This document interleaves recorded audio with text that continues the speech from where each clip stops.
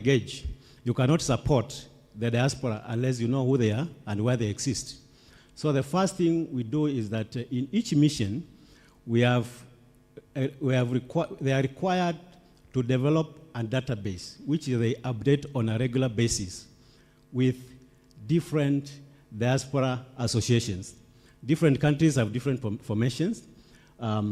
So what we encourage mostly is what we call umbrella diaspora associations in each country.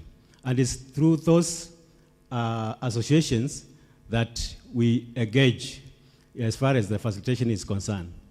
And therefore, what mechanism then do we employ? Number one is that there are different platforms we use. The panelists sitting here, most of you had you had when they were introducing, they are from different institutions, and they generate information on the investment opportunities which exist in Kenya.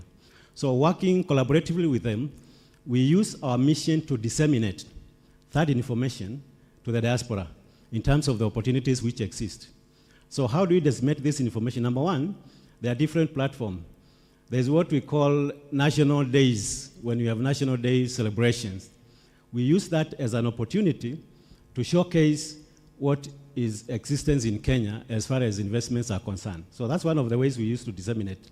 And every embassy, every mission is socialized to understand that when we have a national day, you must invite Kenyans in the diaspora to participate and to have a networking platform. Number two is whenever we have high-level state visits, there are a number of occasions where we have asked the president when he's traveling abroad that we want to have a segment to engage the Kenyan diaspora, just to have a feel of what policies, what incentives, what exists back home. So we use that platform where we embed diaspora meetings during high-level state visits by His Excellency the President to interact with the diaspora, understand their issues, and also disseminate further information. Then, of course, we use websites, that is the digital platforms, to disseminate information, but we rely heavily on many of the government institutions to share with us that information to be able to disseminate. So technically, therefore, the missions are the gateway, the first point of call when it comes to interface between what is happening at the national level and the needs and requirements of Kenyans out there. That is very important. Lastly, is that, and I was just looking at different countries. I was just looking at countries like India, Ireland, and I also checked UK and Australia. Particularly like Australia, I've seen they have gone to an extra mile where they engage their diaspora to gather details on the needs or the requirements when it comes to investment. They package them, they send them to the ministries and the embassies. That is sent back to the headquarters, and that is used to inform policy and the support which is required to make them invest back home. In other words, the aspect of proactively gathering details and information on what are the needs, what are the challenges the diaspora is facing up there, and what policy interventions the government can make. So I want to stop there for the time being, and thank you very much. Thank you very much, Masila. I think the gist of everything that you have said is at the very start is that as once you move to another country, just ensure that your details are registered in the ministry's database, because that's where we begin. And allow me to bring in Mr. Odua. Mr. Odua comes to us from, he's the director of the State Department for Investment and Promotion. Mr. Odua, the government, now that Masila has painted for us the picture and the entrance of the connection between Kenya and diasporas, and that it's anchored in Vision 2030, the government definitely does have strategic priority value chains and strategic sectors. So as the diaspora is seated, what are the three key government strategic sectors and value chains that the diaspora can plug into?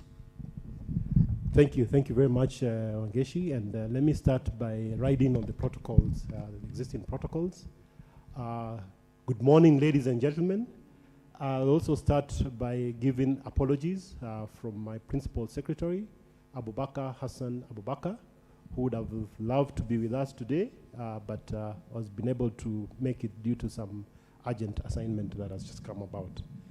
So back to the question, let me start by making a bit of a clarification, because I know when we talk about the bottom-up transformation agenda, which is what the government is implementing, riding on the Vision 2030, we have 5 key pillars. One being agricultural transformation, the other being the micro, small, and medium enterprise development, and that's where we commonly talk about the hustler, fits very well within that pillar. The other pillar is housing and settlement, which is also a key pillar, and of course you heard the President discuss about it yesterday, for those who are here with us. Then we also have the healthcare as a 4th key pillar of the better bottom-up economic transformation agenda. And then last but not least, we have the digital superhighway and the creative industry. Now, based on those pillars, we then have priority value chains. And these value chains, most of them are within the agricultural transformation pillar. And talked of 3, we actually have 9, but just to take the first key 3, number 1 is the cotton textile garment value chain. And here, like most of us may be knowing, Kenya has really, is the number 1st export in sub-Saharan Africa to the US based on exports of garments. Again, it's one of the largest employing value chains in terms of employment, which is a key challenge for us as a country. The other key pillar, and again the President alluded to it yesterday, is the leather and leather products value chain, which again is a large value chain. We have a lot of, we eat a lot of meat in Kenya, and a lot of, we import a lot of shoes. Can we do it locally? So that becomes another key pillar. And then the other probably we'll look at is the building and construction value chain, which fits into and very strongly to the housing and settlement pillar. Thank you very much. Thank you, Mr. Odua. Are there any strategic, has the government like prioritized strategic sectors in these value chains? Yes, indeed. First and foremost, what the government has done is the first time it's been done, that we are all operating in a full government approach when we talk about the value chains. In what I mean by that is that you will find, for example, production of cotton, if I just take the textiles value chain, is actually done at the ministry or the agricultural sector.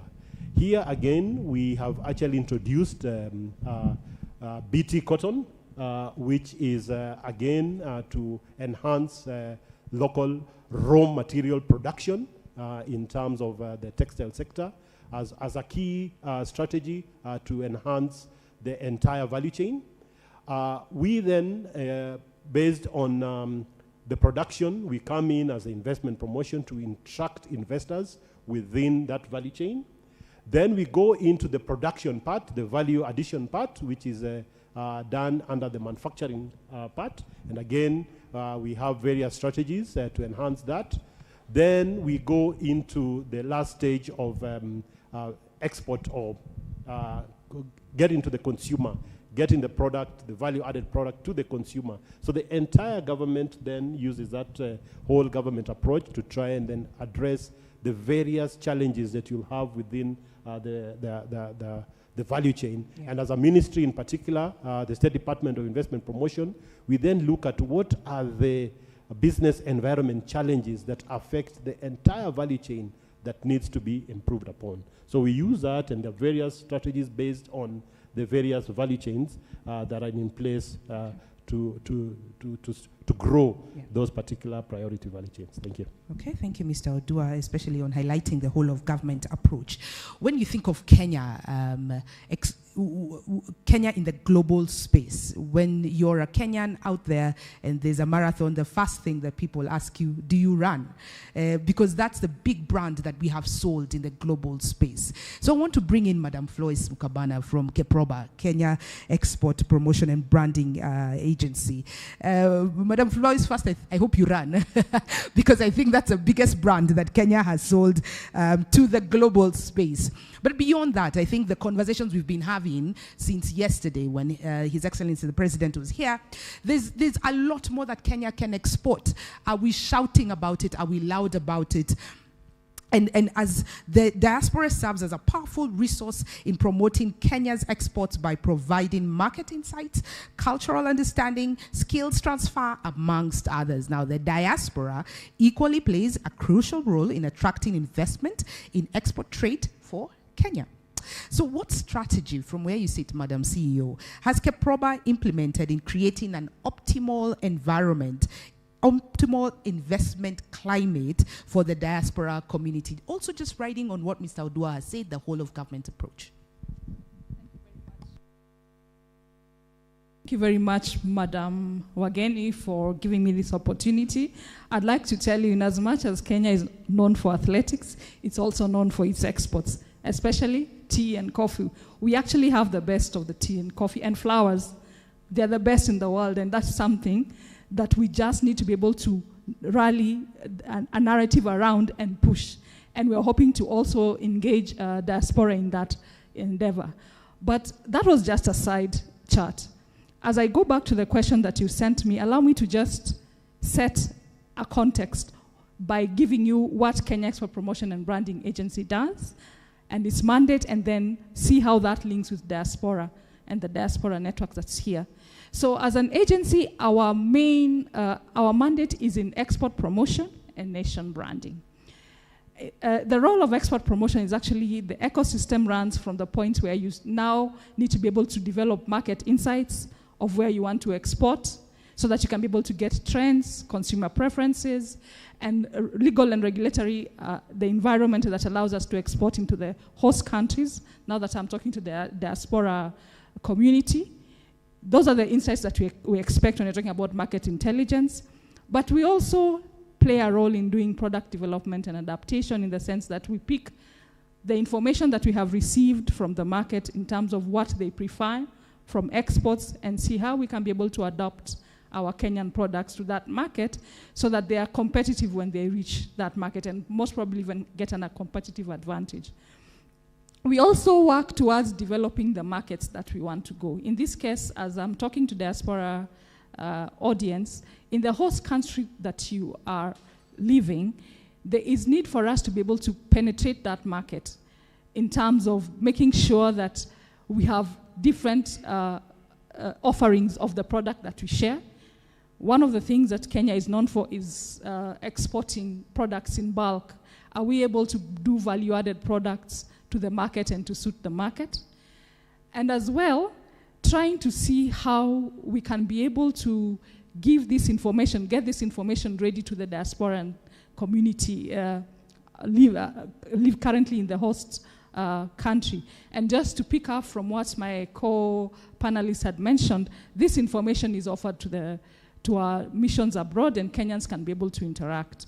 At this point, I'd just like to probably give an example of an interaction that I have had with a diasporan in Japan. This is a Kenyan who moved to Japan as an athlete and managed to change from that into now working in the tea and coffee sector as a salesman for machinery around that. He knows that Kenyan tea is the best, but he realizes in Japan they don't take it the way we do. So what does this gentleman do? He goes and approaches tea companies in Kenya, specifically Kericho Gold, and have them adapt their products so that now in Japan you get Kericho Gold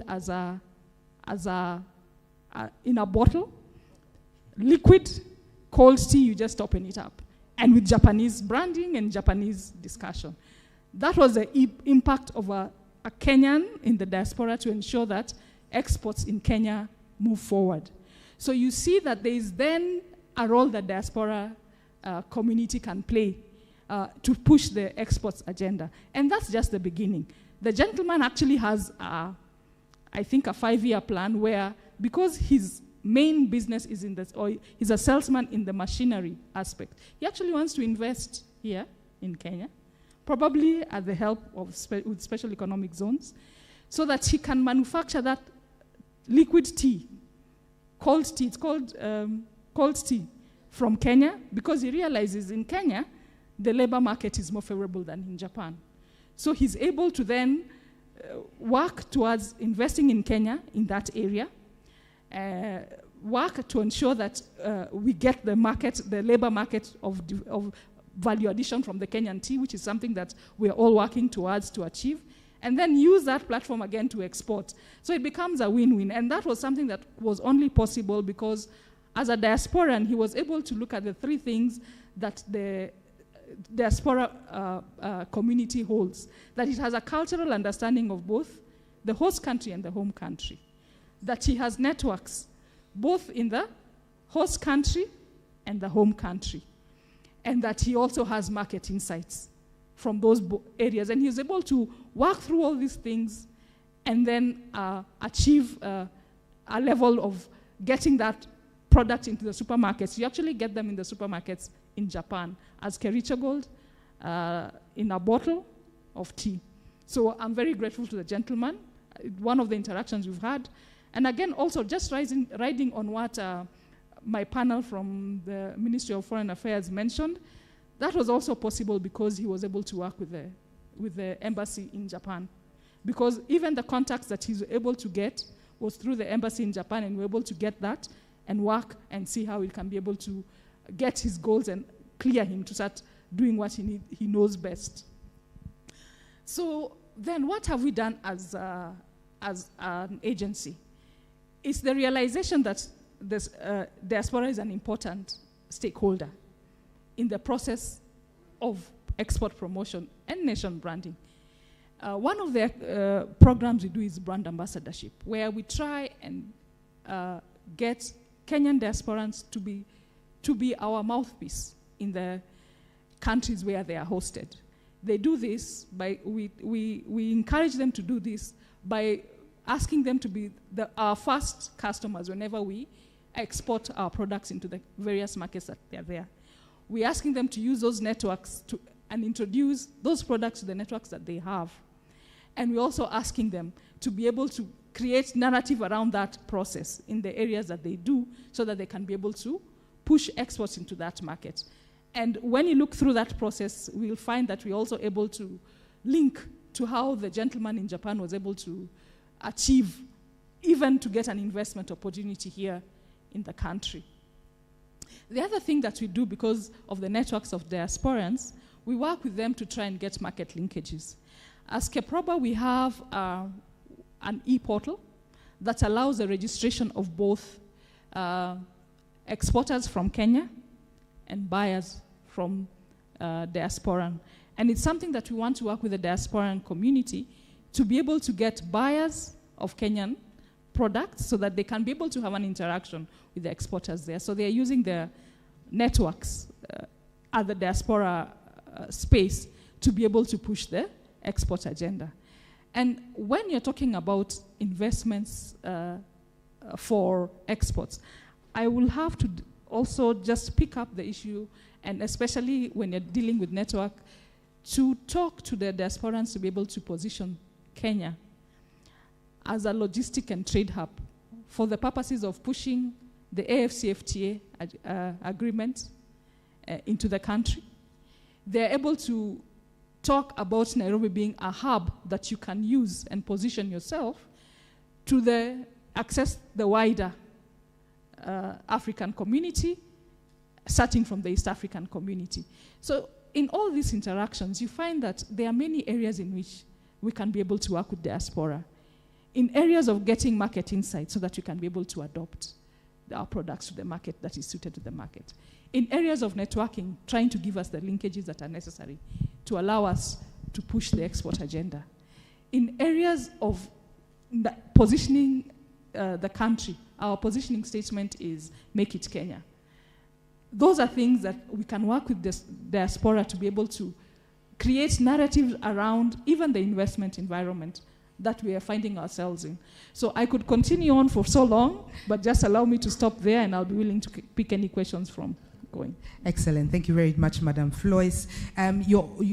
You've picked up especially what Madam P.S. shared, challenged the diaspora community yesterday, and she said, could we partner together so that we can open up trade routes for Kenyan products in the countries to which the diaspora lives? And so the example you've given of the Kenyan in Japan is fantastic. It's a Kenyan who has taken advantage of a gap to bring the Kenyan product to a country where they don't even speak the language that we speak, but has turned our product to be acceptable and adaptable in that particular country. What a great example of what opportunities lie out there for us as the diasporas. Allow me to bring in Ken Invest, Mr. Pius Rotich. Now, Benjamin Graham said that the intelligent investor is a realist who sells to optimists and buys from pessimists. And I think that's exactly what the Kenyan in Japan did. Therefore, in Ken Invest's 2023 to 2027 strategic plan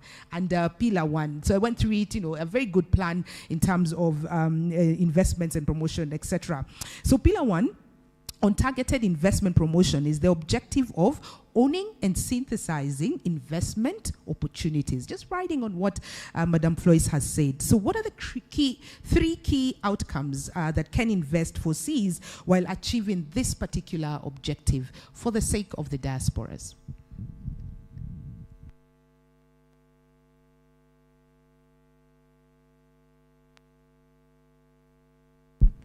Thank you very much.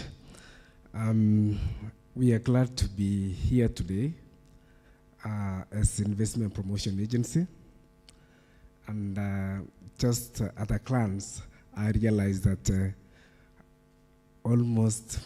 majority of us here, we have interacted with you as Can Invest and as myself personally. So welcome back, because you already know what we do and the importance of Kenya Investment Authority. Just before I continue and say what we do, I just want to point for those who were here yesterday. His Excellency the President said he has instructed Madam Miano, CS, for investment, to see how to make it clear for an investor when he or she is coming to invest in the country. It's very clear. And that is us. So we are at the center stage of economic development.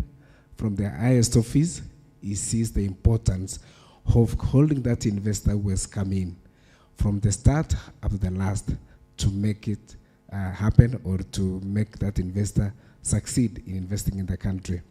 So from the onset, I would like to let you know that for those who might not be aware, from today onwards, when you want to invest in the country as a diasporan, when you want to bring in an investor from where you are, please do not start from anywhere else, because there is a government agency called Kenya Investment Authority who is going to hold your hand and hold you and take you through the processes from inquiry to facilitation to aftercare, and even to actually talk on your behalf with the government so that we can make your investments grow.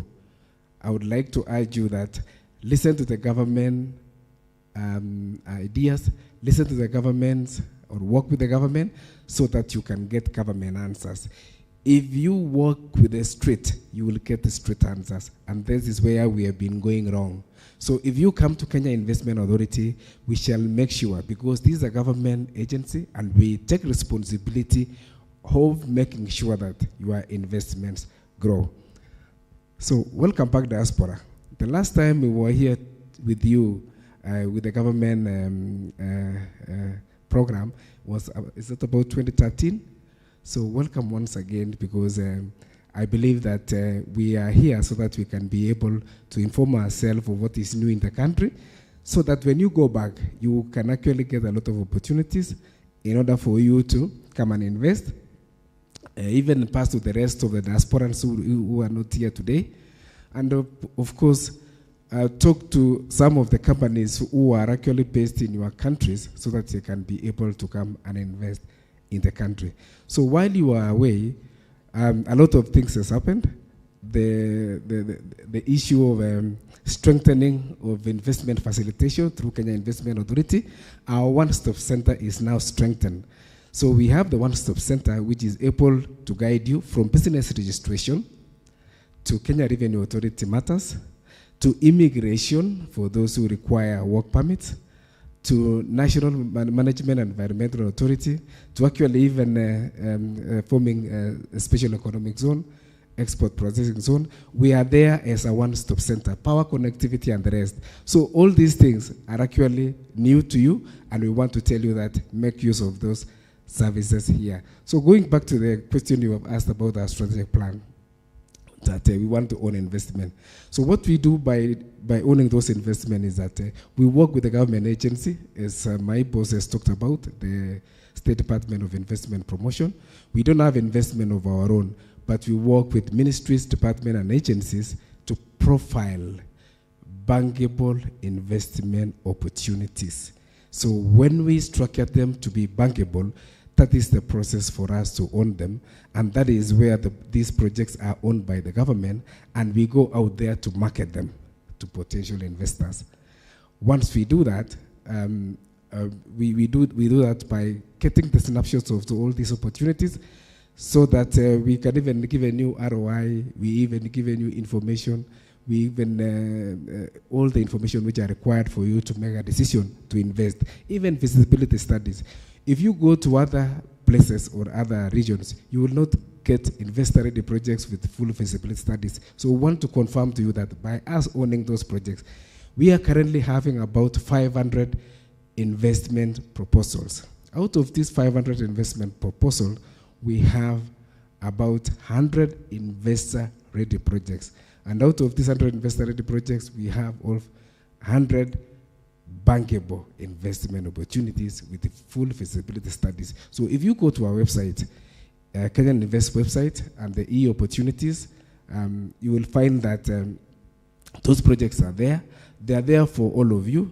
You pick them, you interest some of your clients, you interest some of your partners, your friends, and then you can come over and invest in the country. So our work will be to ensure that we take you through that process, and we want you to be successful. It is on our best interest, or Can Invest interest, to make sure that you succeed. So what does Can Invest do? We are a government agency formed by an Act of Parliament, number 6 of 2004, Investment Promotion Act, and our role is to promote and facilitate investments, both locally and abroad. And in this case, I'm very, very biased about diaspora, because I know once you invest back home, you have confidence, and we have confidence with you. Some of the foreign investors might not have confidence here, and they might talk about a lot of complaints and here and there, but we assure you, for you, this is your home, and your investment is safe here. So it is going to be safe here at, through Can Invest. So what we do is that we do investment promotion, that is we give information on opportunities. We do facilitation, that is very key. That is what I'm referring that the president talked about yesterday, that we wanted to make it clear for investors, roadmap from start to the last. We also do what we call aftercare services. That is, we take care of you wherever you are outside there. We come and listen to you, and once we listen to you, it informs our policy advocacy matters, where we are going to engage with the government ministries so that we can see ways of making this destination attractive to investors.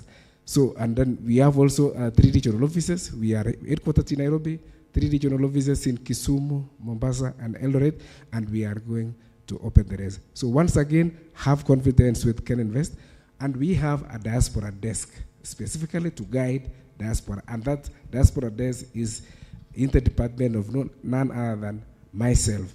And I'm actually very, very focused on making sure that our diasporans are very successful, because I've been one of them, and I know the urge of you wanting to come and do business in Kenya. Once again, if you want to get started, please come to Kenya Invest. We shall handhold you and take you through the steps and make sure that you are successful.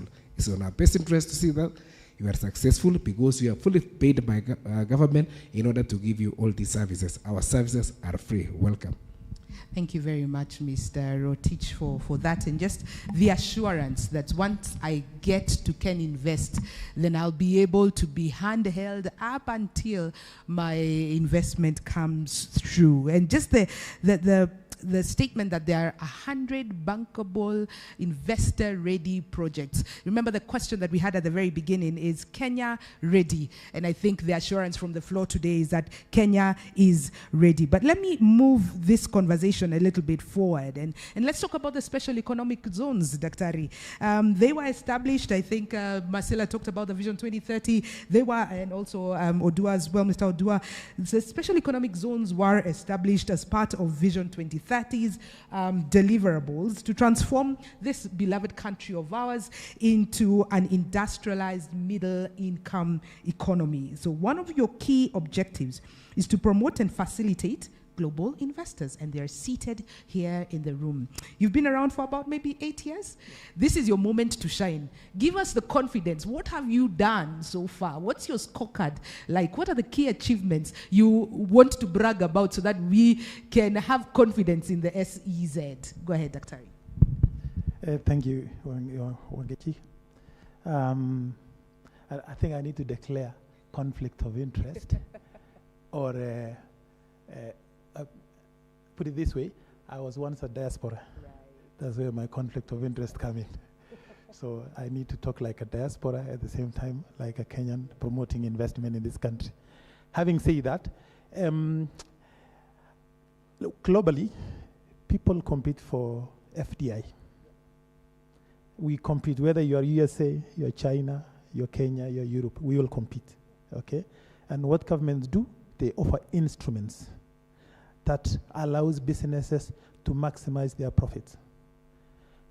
In Kenya, such instruments include EPZ, that's Export Promotion Zones Program, and Special Economic Zones. And I know there will be question of what's the difference. It is very interesting. Let me give some figures even as I get started. And I'll start at an African level. Africa, I think 2 years ago, no more than 2 years ago, received some $80 billion as a continent for FDI. East Africa, Ethiopia included, received 10 billion of those. I don't know whether to challenge one of us to tell us what do you think Kenya gets? It's 0.5 billion. So we are not doing very well. And the problem is FDI. And you are part of FDI. So we have a problem and we need a solution. Now that we're in this room together, we can have a conversation. Okay?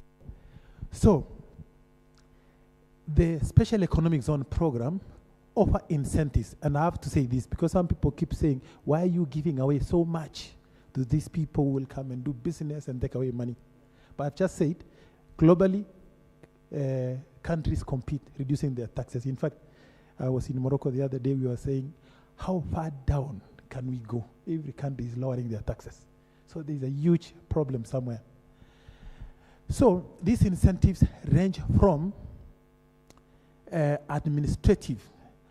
After, when you land in a special economic zone, we run just like an invest, we run as one-stop shop where we don't want you to send you to one office in Upper Hill, another office in the city center, and somewhere Westland. We have all government offices, so we've got business registration, work permit for those who are foreign, Kenya Power, KRA, NEMA, they're all in one stop. So that when you come into the zone or into our one-stop center, you're able to be facilitated. So those are called administrative incentive, and you operate under one license, okay? The involvement of the counties is also minimized. Their contribution to our zone is so minimal to avoid bureaucracy. But the big one for us are the fiscal incentives, so the taxes. So I'll start with the corporation tax. You get 10% for the first 10 years, 15% for the next 10 years, and after 20 years it's 30%. VAT, if you're buying raw materials, and this is for purposes of encouraging backward integration into our huge resources, it is VAT free if you are selling into the zone. If you invest X amount, let's say $1 million, until when you recover that money, you don't pay any taxes. Okay, so that's very attractive.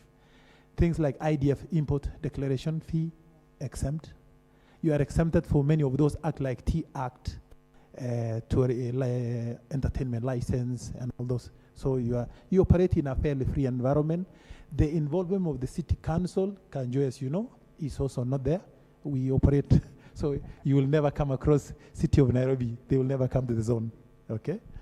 And there are others that other government agencies have done. For example, today, I don't know how much you pay for your electricity.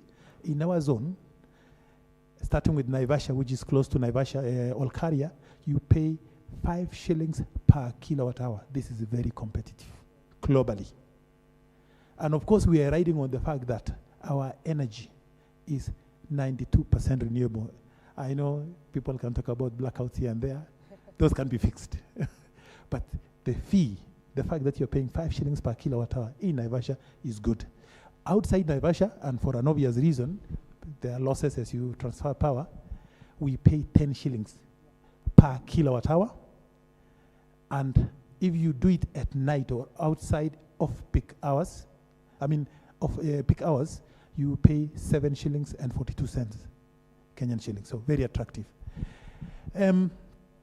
So currently, as a country, we, as an authority, regulate all programs, whether they are run by private sector or government. There are today a total of 34 special economic zones in Kenya, 5 of which are government. I can name the government one, which starting with Ndogokundu, Naivasha, Konsa, Rivertex, and which other one?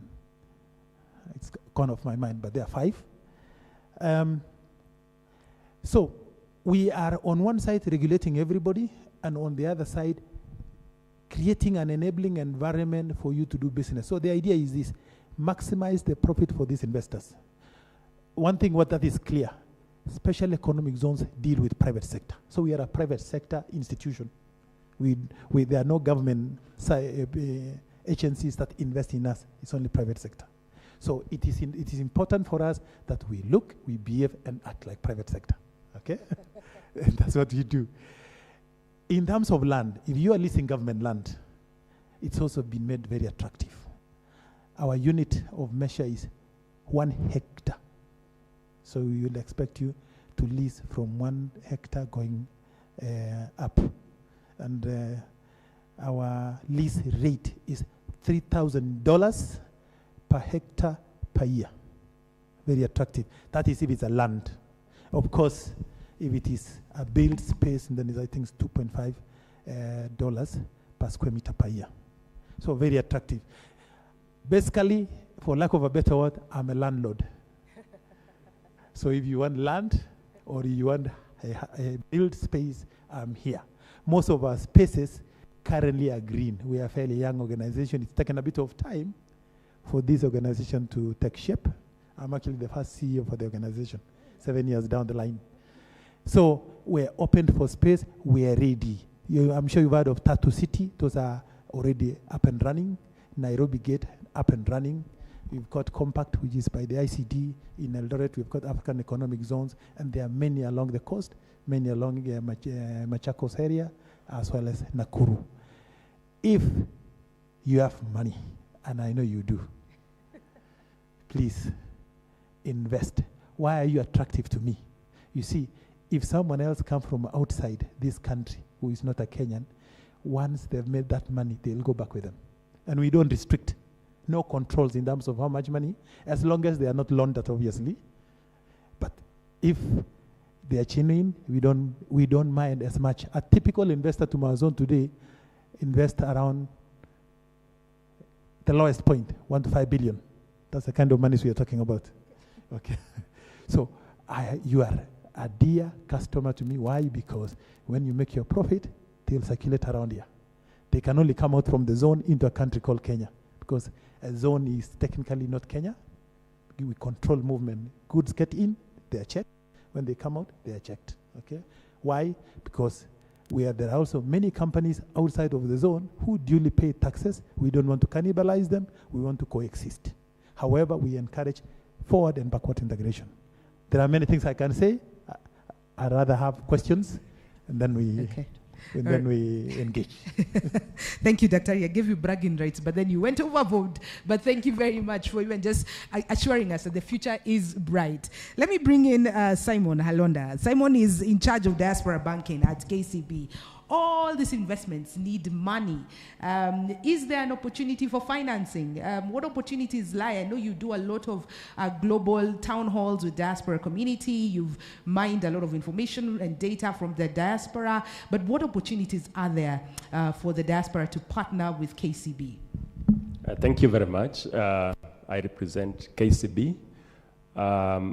Just a little bit to talk about what KCB is. KCB, today we are celebrating 127 years of serving Kenyans. We have walked a journey at independence. We were National Green List Bank. We were bought by the Kenyan government to serve Kenyans. And we were split into CBK and Kenya Commercial Bank. Today, KCB has grown, and we are now KCB Bank. We have 14 subsidiaries. Our latest is National Bank of Kenya, and that brings our branches in East and Central region and Comesa region to 600 branches. So as a bank, we have walked a journey with many Kenyans. We are working closely with the Department of Diaspora Affairs, and I really want to thank the department for holding us and working together. I think the last engagement we had was in Uganda last week, where we met a lot of Kenyans, and we were able to interact, engage on various offerings in this country. The other day, and I've seen Bishop Gigi here in Atlanta. He hosted us with the Department of Diaspora Affairs. We received a lot of Kenyans whom we engaged, and we Kenya offers a number of investment areas. The biggest, and you've heard from Daktari here, they have land. We are looking at various value chains, and as KCB, we have worked with a lot of developers in terms of mortgage financing. The biggest is affordable housing, and this is one pillar which the government is really driving. As a bank, we are encouraging diasporans to come home and take advantage of this pillar.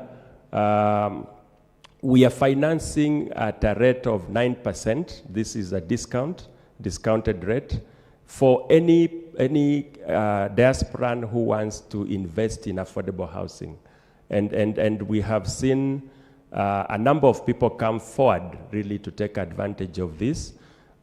Anybody investing up to 8 million is able to enjoy a facility of mortgage facility at a rate of 9%.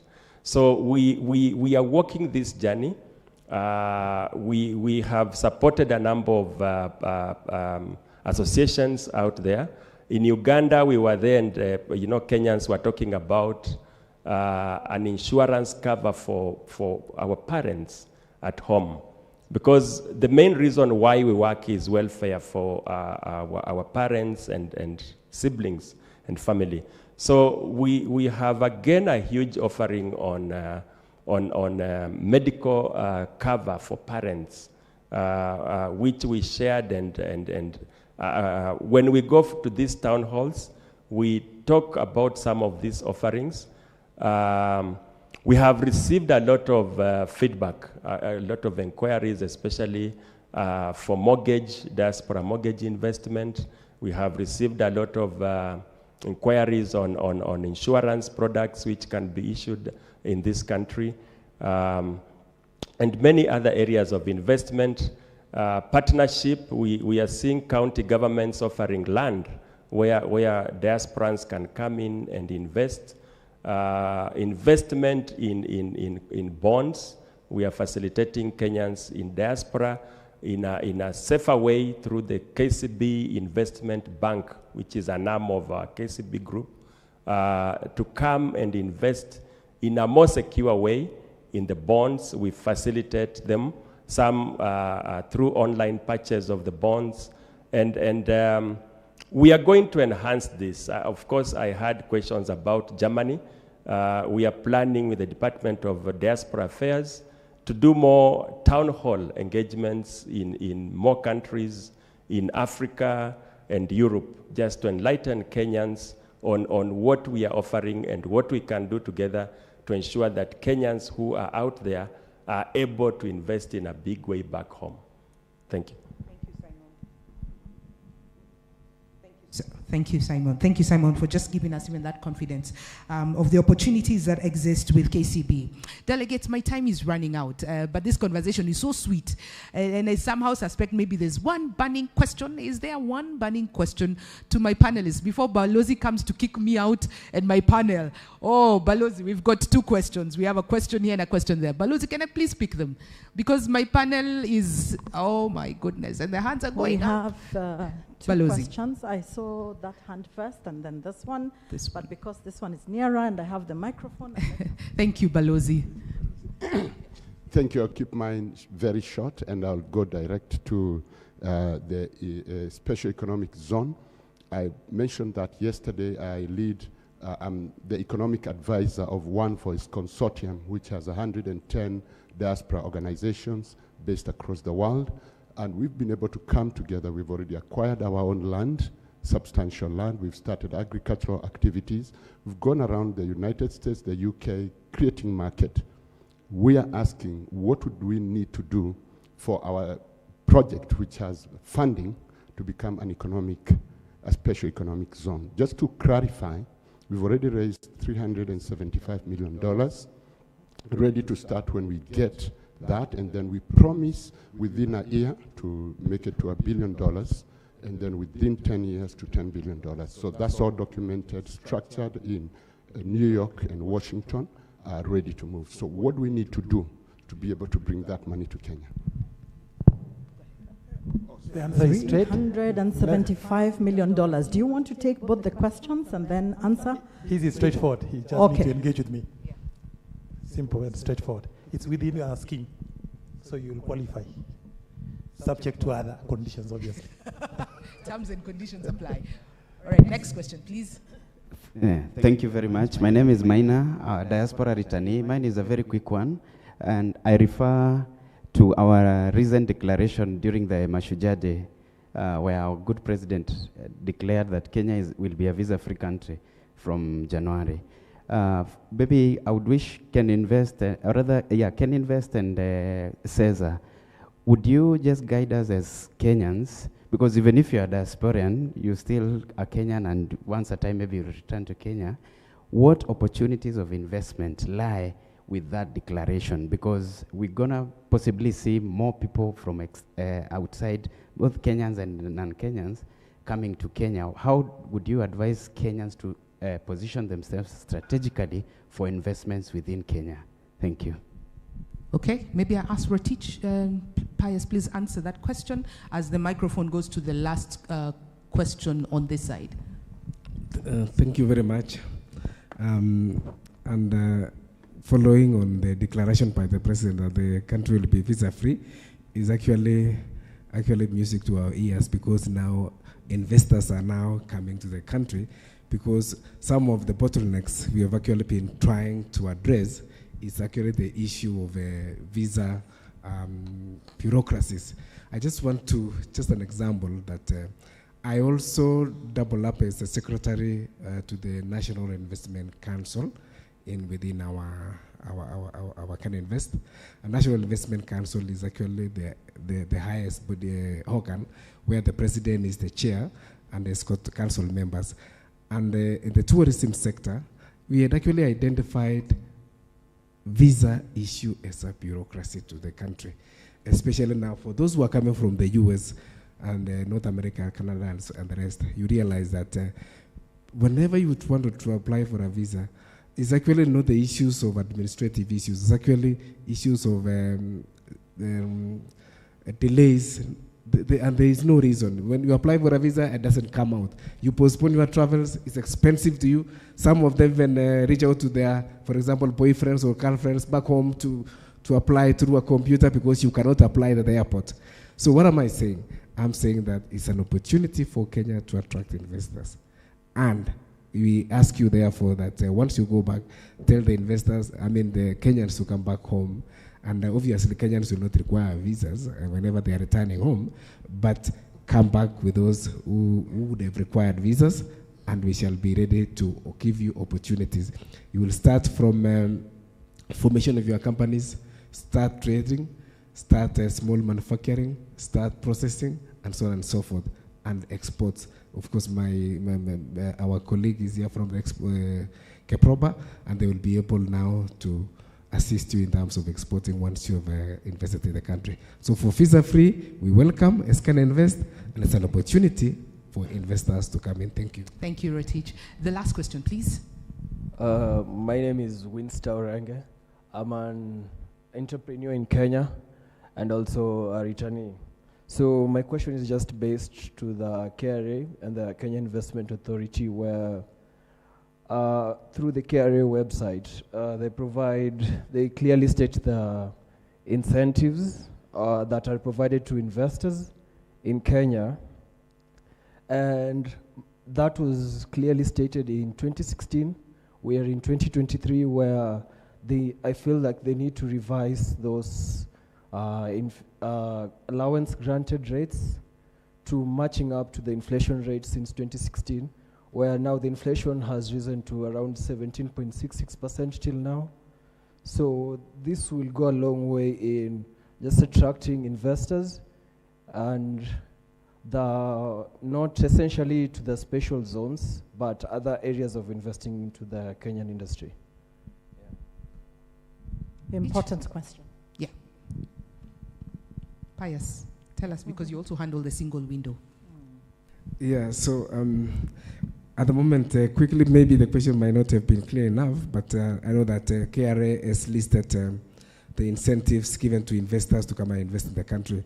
And so what we are doing at the moment is actually, we are also trying to change our act so that some of those incentives we have talked about can actually be embedded in the act. And actually that also links up with the business environment, Steve. Business reforms. Actually, there's a whole department and our ministry also who deals with reforms to make it easier for business to thrive in the country. So I want to assure you that... Perhaps I can clarify the question. Yeah. He said that the incentives are from 2016. Okay. When is the update of those incentives? Okay, actually updates are done periodically and regularly, maybe if it is 2016, so maybe moderator, we need to change to reflect the current incentives. So let me just give comment. Tomorrow there's a conversation that will actually handle that. There's someone from KRA coming in tomorrow in charge of policy, and so they will be able to clarify. So please come back tomorrow. This is a charge to you. Come back tomorrow. During the welfare session, we have Madam Adanje Chibole. She's going to respond adequately to that question. Is that okay? So that we do not misguide and mislead. All right. Okay, thank you very much, delegates. This was a very engaging session. I want to take the mic around my panelists. Please give us your parting shot, and then we bring our session to a beautiful close. Mr. Odua. So thank you very much once again for hearing us out. We started, Kenya is ready and open for business. Just yesterday, we launched the e-commerce strategy. We are also working on a national investment strategy to further improve how we would deal with investments.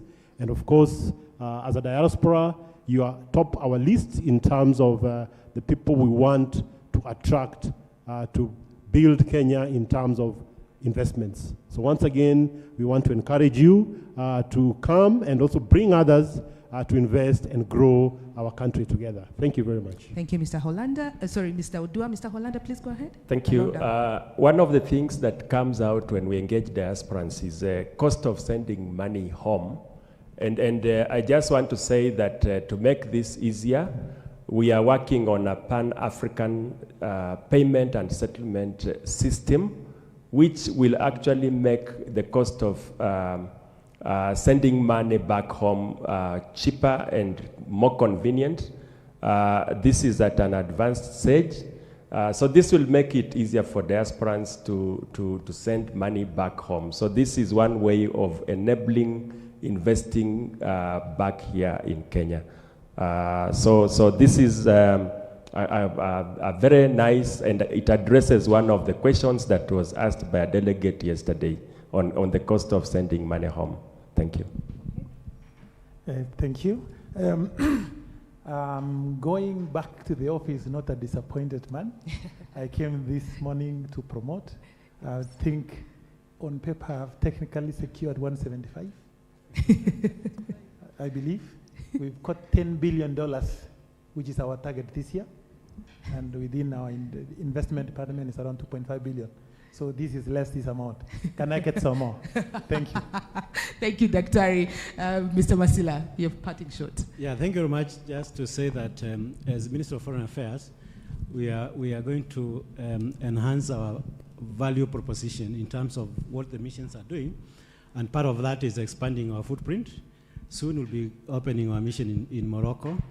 And the reason is to be able to reach out to as many of you as possible. Therefore, please make use of our embassies abroad to support you wherever you want to secure investments in Kenya. Thank you very much. And when they travel, they must declare, isn't it? Of course, yes. Go ahead, Madam Floyce. Thank you very much. Mine is very short and to the point.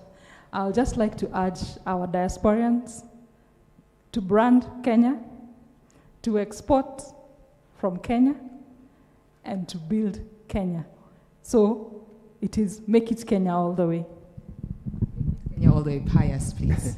Allow me just to read a message from my diaspora desk. Okay. Which they said that tell the diasporans that Kenya has a good business environment and it's much easier to set up and do business here now than ever before. More importantly, we have set up structures to ensure continuous improvement based on private sector feedback. We therefore welcome more diaspora to come and invest back home. What Can Invest will engage with you to facilitate your smooth entry and establishment in Kenya and ensure you acquire all licenses and regulatory requirements to start operating in the country. And that they have actually agreed that we shall further facilitate you identify opportunities of your choice and will extend world-class aftercare support post-establishment. And allow me, moderator, we are out of time. We are actually out of time. I want to mention that we have a thematic working group on making sure that once we attract diaspora remittance, we want them to channel them to investment instead of just maybe consumption. And I have my team, Rosemary, Sam. Okay. I have Koyabe. They are here. I mean, I have Ambassador Kisuya. They are here. Okay. So that is the team which is working to make sure that diaspora remittance is actually channeled to investment together with Odua and myself. Thank you. Thank you very much, Mr. Pius Rotich. Balozi, we need to finish with this quote from what Our Excellency the President said yesterday. He said, the diaspora is a formidable force for our country's economic transformation through remittances. Now we have escalated our push for richer and routine engagement with Kenyans residing abroad so that they can further contribute to the development of our great country. Thank you very much. A round of applause, please, for my very McCoffey, please rise up for the photographs. I think the photographers want a photograph with the panels. It's been a wonderful session. We've heard about the missions being our first step, value chains, export promotion, Japanese tea. That was an interesting one. We've heard about networks. You need them both abroad and at home. One-stop center and incentives. And now we have just had these several millions of US dollars. Mimi nataka kuingia hiyo chama. McCoffey tafadhali. McCoffey. Could we please have the next exciting panelists come down. And our DJ, please give us some exciting music as we welcome the people who are going to talk to us about fintech's exciting new area of investment.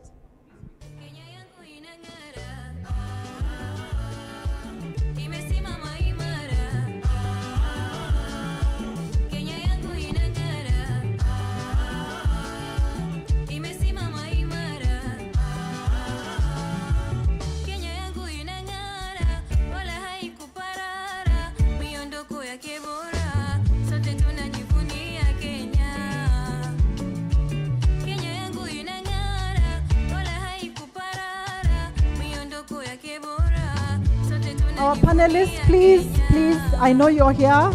Make your way.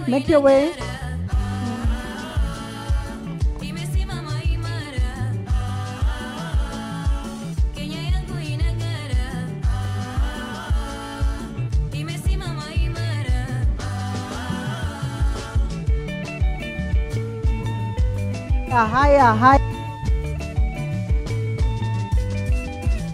Panelists are here.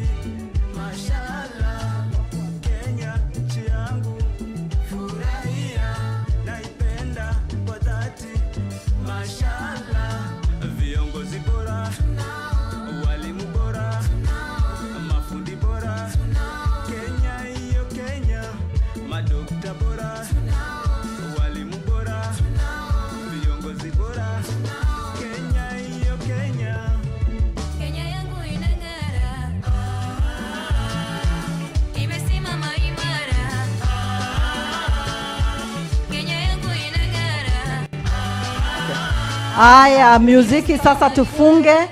We are entering the next session, which is on fintechs. Do you know what fintechs is? Somebody just explained to me the other day what that was. I did not know it was such a glamorous sound. Fintechs. So we have the experts here. They're going to talk to us about the regulatory framework. They're going to tell us how we can invest in fintechs.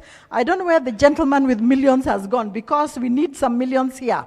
But we want you all to participate and understand and see where it is we can go. When you look at the founders of fintechs, usually they are not our skin color. Is there something they know we don't know? We are going to learn today. Thank you very much, Norman. Please take it up.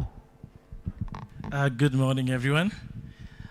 Let me try what Ambassador Ted did yesterday. Please turn to your neighbor, say something nice to them, let them feel at home, just to warm you up. You all look so dull, so please cheer up. All right, my name is Norman Ondego. I consider myself a business enabler. I've worked in different industries, fintech, digital finance, they call it DFS, private equity, as well as manufacturing. And currently I'm working as a general manager for an ICT consultancy in Dubai. And I'm pleased to be a moderator today. So I will allow my panelists, starting from my right, to take a minute and just introduce themselves, tell us where they're coming from and what they do. Good morning. I hope it is still morning. First, I'm also pleased to be here. My name is Willie Zondiek. I work with Tourism Fund. I'm a manager in research, strategy, and planning. I think I'll be talking about opportunities in tourism. Thank you. Good morning, everyone. My name is Judy Njogu Mokaya. I am co-founder and CEO of a fintech called VunaPay. I'll talk a little bit about it maybe later. Before this, I was a corporate person working for Safaricom, Oracle, etc., until I discovered that there are real problems that Kenyans need to solve. And I put in my heart, really, and decided I'm going to go and try to solve these problems from a fintech perspective. Hello everyone, my name is Mike Otieno, co-founder at Wowzy. Really excited to share some of the work we are doing. So we run a platform that connects content creators or influencers with brands. So at any one time we are paying content creators across 23 countries in Africa. I'm happy to share a lot about it as we continue. Yeah, thanks. Jambo. My name is James Opembe. I'm from ASAP Information Services. We are a KYC utility company or a due diligence company. I want to throw in another buzzword from fintech. We are what is called a RegTech, which is a regulation compliance technology company. We focus on due diligence services around data management, supply chain governance, and market intelligence. So thank you very much for having me here today. All right, good morning, everyone. Good morning. All right, it's nice. I can see heads. It's nice to also see the mouths speaking. My name is June Gashui. I wear many hats. I am a proud daughter of Kenyan soil. I am, this will surprise a few of you, I am a singer-songwriter, a performing artist, a radio presenter, and then when all those things are done, I am a lawyer. I am the founder and principal consultant at JGIP Consultants. It's been around for the last almost 14 years, and we specialize in intellectual property and entertainment law. And so I'm very excited to be in this room with people who are creating amazing products using their Kenyan genius to help move our country forward. And I'm looking forward to this discussion. Thank you so much, everyone. Thank you, panelists. So yesterday we had a conversation here, and one of the things that was mentioned both by the president and most of the speakers was that we are looking for alternative ways of investing. Traditionally, diasporians, as they are called now, apparently just invest in land and real estate. So we only just listen to Maina Kageni as he sells the land on radio. So there is need to actually diversify the kind of investments that are done. And one of the areas that has been identified in the digital economy is working with startups and private-public participation, private-public partnerships, yeah, PPP, and startups and fintechs. So we are here today with a panel of diverse expertise as well as knowledge, and we'd like to hear from them what this means, demystify what this fintech means to us, and what are some of the areas that we can invest in. So I'll start with you, Mike. Just tell us briefly, what do you understand to be fintech? What does a startup environment look like for people as an opportunity for investment, and how does PPPs also come into that?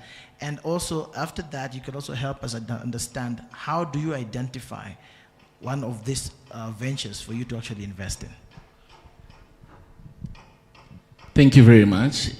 So yeah, the fintech industry is quite interesting, and almost the simplistic way to think about it is a bunch of startups that are trying to disrupt traditional finance and how it worked, making it more efficient, faster, and better. It's been massive in Africa. I think BCG estimates it's like a $60 billion industry by 2025. And we've seen thousands of fintechs come up between 2000 and today. A lot of it driven by young population.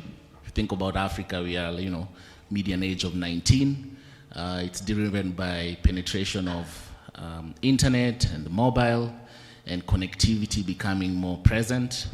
And we are seeing a lot of these, fintechs sprouting out in different categories. Bunch of them would be things like payment. So if you think about players like Cellulant, who homegrown and grown across the continent. If you think about Nigeria, you'll find the likes of Flutterwave, who are trying to streamline the fragmented nature of payments across the continent. Imagine a platform such as us, as Wowzy. How do we pay a creator in Togo? it's not a straight line, and all these fintechs are trying to solve that. The other big one that has boomed has been mobile lending, where, be as it may, they may be intrusive or all the things that have been said about them, but they've created like a huge opportunity for people who are not financially included to get included. Then you have new areas like, crypto and cryptocurrency and the rest. But the one that really resonates very closely with Diaspora would be remittances. Good example of one of our panelists who was to be here, I think he'll be joining us, Eddie and Paul, who ran WapiPay. And, it's not been long since they started, but they already control about 25% of all the remittances coming to Kenya as Wapi. So that's sort of the landscape. Interestingly, the biggest competitor is not even traditional financial services, it's actually cash, because 90% of transactions are still happening in cash across the continent. So it means there's massive opportunity for it to boom. There's massive opportunity for, as PPP, as you mentioned, regulations to be streamlined so that that 90% gap can be filled by more digital, players and to drive that sort of growth. Yeah, that's the space here from a high level. Okay, thank you so much, Mike. Judy, probably throw you a curveball and just try and ask, looking at what Mike has mentioned, I mean, there are many, many areas that are new that people need to look into. So as a person who's starting up, either as an entrepreneur or as an investor, what are some of the challenges that you expect to face? And at the same time, what would you say, what would you say are some of the obstacles and challenges that you would face as a person starting in this field? All right, thank you. I think I'll begin by saying what we do at VunaPay, and then I'll go into the challenges. VunaPay, we are actually a fintech in agriculture. So what we do is we work with smallholder farmers who are aggregated into cooperatives and other farmer collectives. We digitize them and we streamline their payment process such that a farmer gets paid immediately they deliver their produce, as opposed to currently where sometimes they have to even wait for a year to be paid. And as we do that, we are discovering that they need market. So like, for instance, if you go to our booth out here, you'll find what we are showcasing is a couple of coffee cooperatives. They are cupping, you can taste their most fantastic coffee because they're here hoping you will give them markets out there. To go to the question about the challenges faced, I do happen to also have had a hustle. All Kenyans, we have a hustle. When I was in employment, I founded a brick and mortar company where we sell ready-mix concrete and concrete products. So I can talk about startups on both from a fintech and tech perspective and a brick and mortar perspective. One of them, the key issues that people find is financing as a problem. Kenyans, many of us bootstrap, and our businesses will go only as far as we can bootstrap. However, there are opportunities, of course, for financing. Many Kenyans, when you're very early stage, when you're at pre-seed or seed, it's easier to raise funds from angels, and you'll find some VCs, and you'll find, friends, they're called friends, family, and fools, who will be willing to invest in you, and it's very early stage. But that money usually is actually available. Sometimes it's about changing the mindset of the entrepreneur to accept to give up some of their equity, because we like to own and we will stick with our business. But there is money generally in the early stages.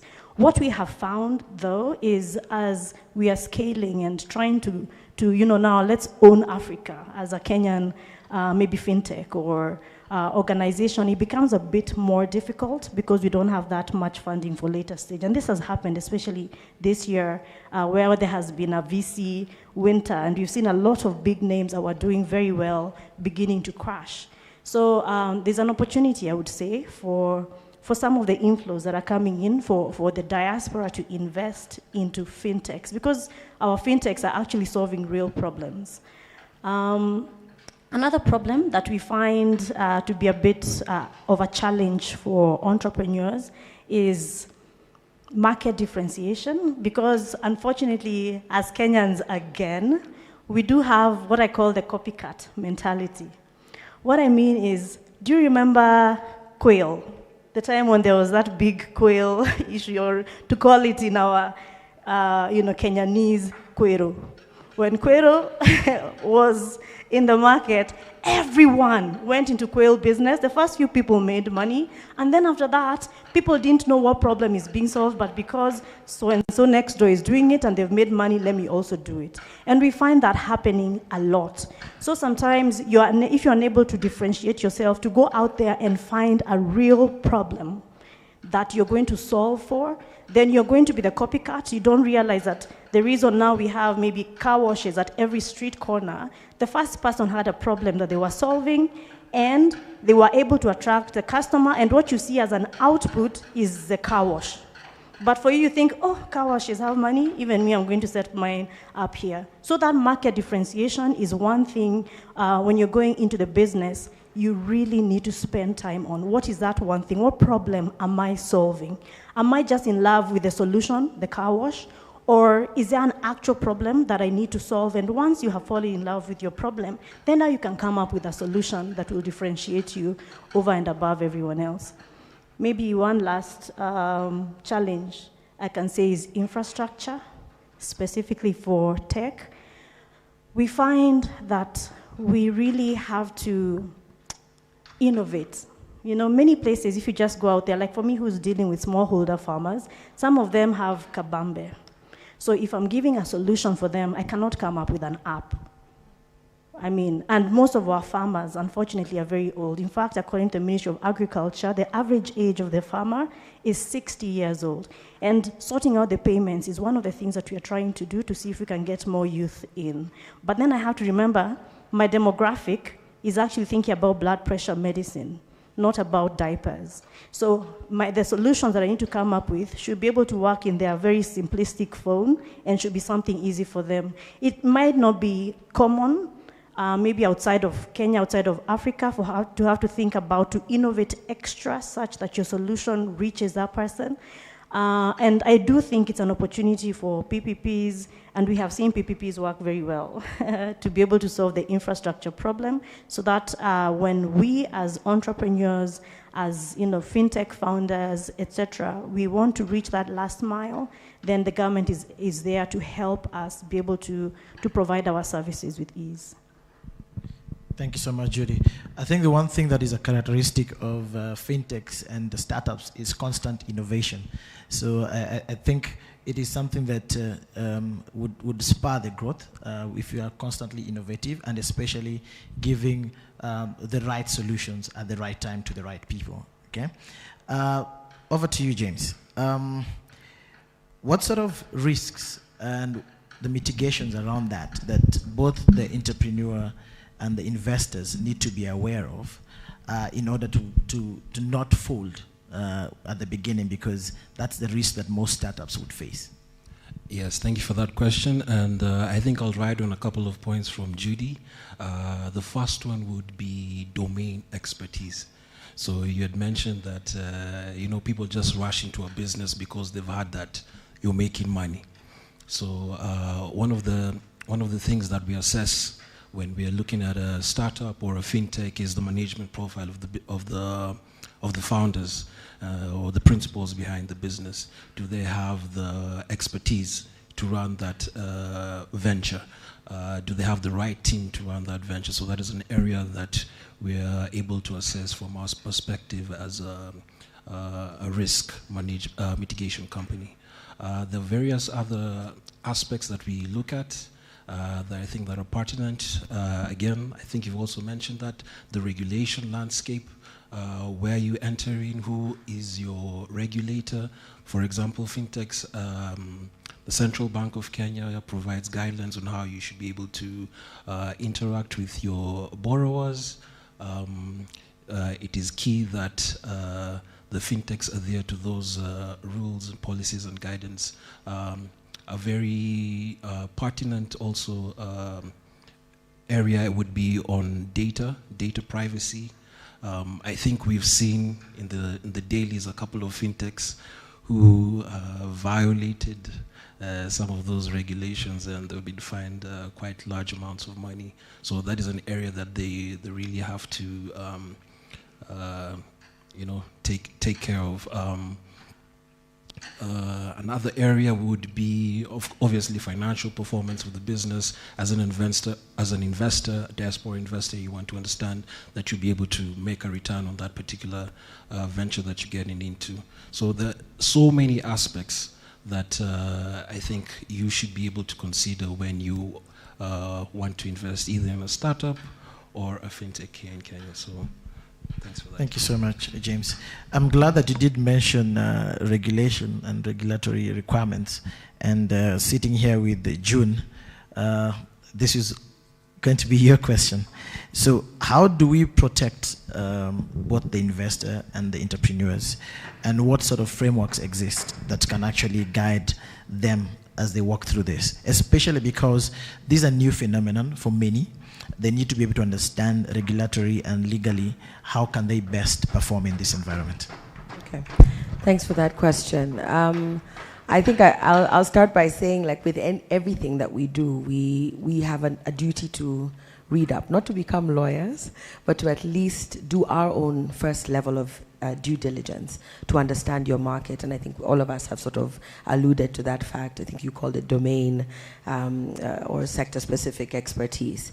So similarly, within the legal framework, first of all, understanding that government's role is to create an enabling environment. And government is not always in business. We are in business in the private sector, so it is partly our responsibility to explain the issues that we go through and guide government so that they write the correct policies, they write the correct laws, and pass those in parliament. And so in this particular space of startups, of fintech, of investors looking to put their money in, there are quite a number of issues to keep in the back of our minds. I'll list a few of them. In the interest of time, I won't go into the full essay, but for example, we're dealing with fintechs, you have to deal with the Capital Markets Authority. And they are really here to regulate not only the securities market, but also transparency around investor protection. They have also started introducing what we call sandbox regulations. These are really just a framework that they've set up to regulate and allow smaller scale live testing of innovations by private firms. And I think that's a really good first step in terms of entry level to get your feet wet, as they say, before you jump in with all the billions or millions of dollars. You kind of want to first test it out. So that compliance with what the laws provide, it's nice to know that we have a regulator who's taking care of that in Kenya. And especially peer-to-peer lending platforms have also really been on the rise, and they've gained a lot of popularity in Kenya, and a lot of people have been fleeced, so they are now within the purview of the Capital Markets Authority. We've also started hearing conversations that the one and only, I hear it's called the bank, the Central Bank of Kenya, all the others are not, but the bank also is trying to make sure that they play their role in overseeing monetary policy and regulating not only the financial institutions, but the fintechs as well, because they're dealing with the public and they're dealing with the public's money. There's a strategy document that's actually in place called the National Payment Strategy. It's a strategy that's currently running from 2022 to 2025. And in it, the central bank envisages that there will be a fast and secure and efficient collaborative payment system that really is inclusive. It captures not only the people with kabambes, our farmers, but also those who are maybe making or earning and trading with more money. And so fintech companies in Kenya right now are required to actually obtain a license from the CBK to allow them to operate. So that is something those of you who are thinking of investing need to know. And as part of your due diligence, you want to ask that question. Do you have your license to actually operate and be reputable and credible in Kenya? We have the Communications Authority of Kenya, and the act that regulates them is the Kenya Information and Communications Act. And it's recently undergone some revisions to try and catch up up with all the technology advancement. There's a phrase we use, the law is always playing catch up. So technology runs ahead and then we lawyers are going, what happened? Who are these people? And trying to understand and decipher what exactly is happening within those spaces. And then the second level of that is that the people we have in parliament are not lawyers, not all of them. They are not techies. So again, back to the responsibility of we in the private sector helping to demystify what that is. So they actually write the correct laws in place. I mentioned the national payment systems. There's a department that actually regulates that as well. And it's a crucial department for fintech companies to know about. The Financial Services Act of 2019 also exists. And this is also here to promote innovation and competition and make sure that nobody has monopolies, because that's a big issue in this space sometimes. The Companies Act, the good old Companies Act, is still around. And if you're setting up your company, you want to know, is this person operating a briefcase organization? Do they actually have a registered limited liability company? Are they operating as a sole proprietorship? Are they operating as a partnership with others who are not yet known to you as the investor? These are things that will help you in the long run. And here, if you don't mind, I'll tie in with the IP conversation, simply because I, as June, could come up with a great idea. Then June registers the company. And at this point, you have to think about the IP that belonged to June, because June was the individual who created the IP. Now, June has to remember to have a transfer document from June, the individual, to the company that now exists. Because as an investor, I'm not only investing in June, I'm investing in the company. So you want to be able to make sure that you have the right documentation to transfer not only knowledge, but assets, intangible assets, which is what we call intellectual property. We have the Data Protection Act, which you've just referenced as well, back from 2019. There's also the Startup Bill. It has not yet been passed, but it's a 2022 document, and in it, the hope is that there will be tax incentives, there will be conversations around not just fintechs, but any other type of startup.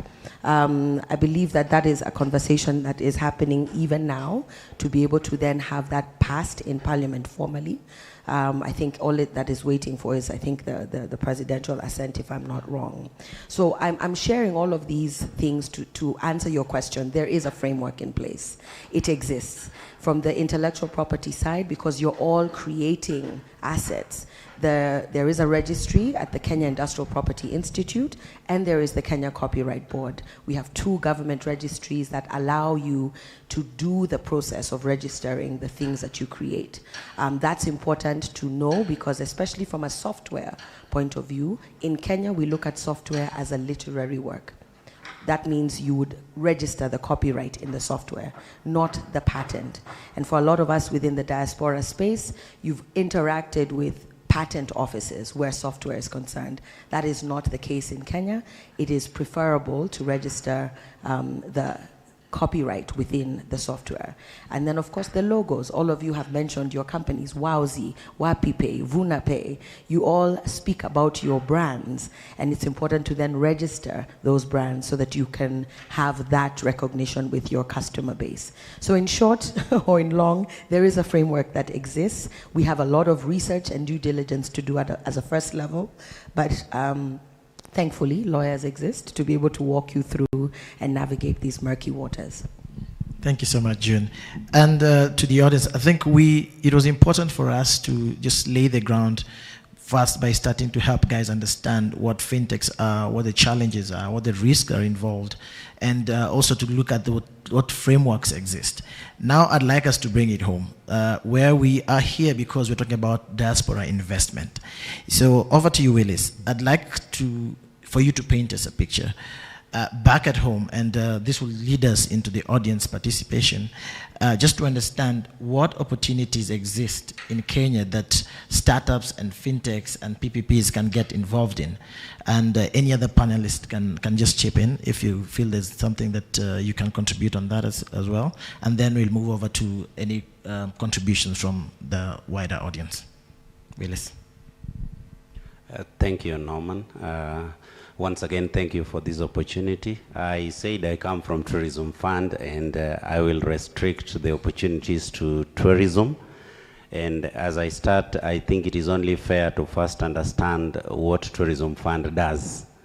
Tourism Fund, many of you would remember the institution that used to be called catering levy. That is where we come from. So each time you dine in any restaurant, you spend in any hotel, if you look down the bill, you will see a line there, CTDLT.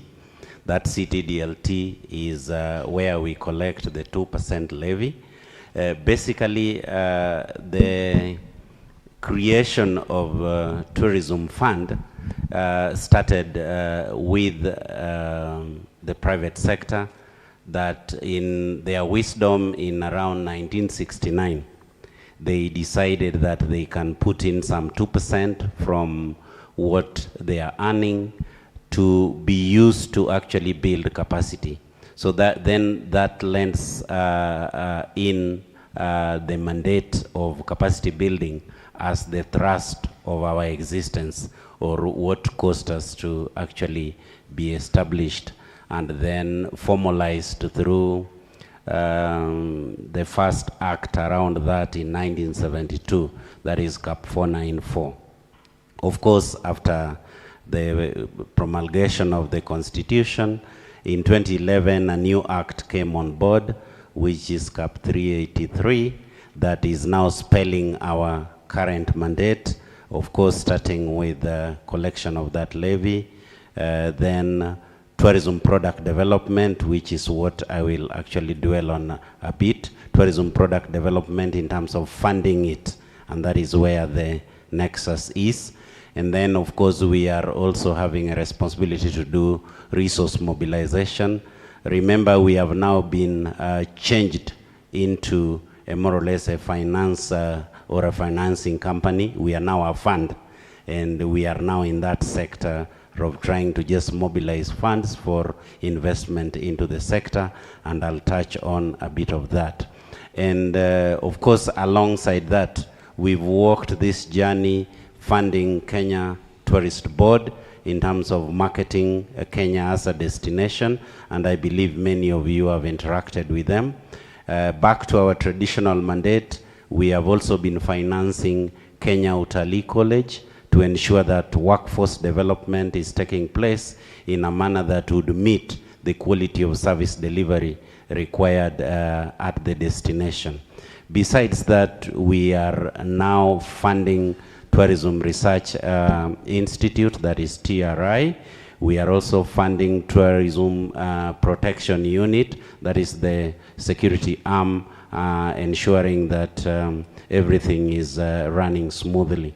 Then, of course, we are also in the area of funding responses to emergency and disasters when they occur, particularly from the sector's point of view, to keep everybody updated if things are going whichever way.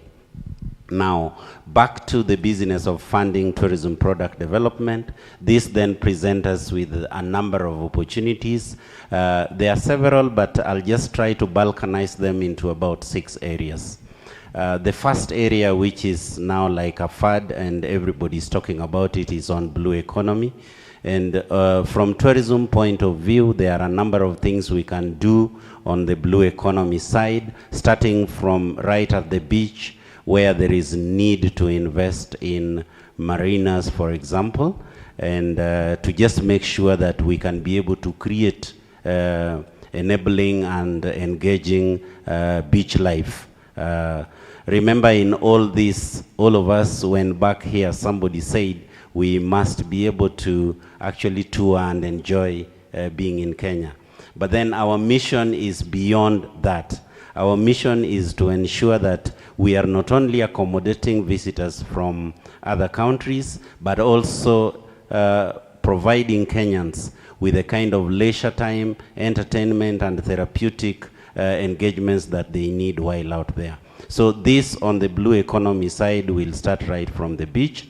We have opportunity to think about investing in cruise ships, which is something we need to share with the rest of the world as an opportunity. We've not gone into that area, and we need to do that.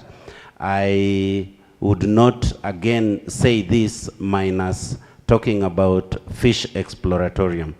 We are one of the countries where we have not been able to put our hand into setting up environments where we can be able to teach or inform our people around the various species of fish that are around. We've not even had them anywhere.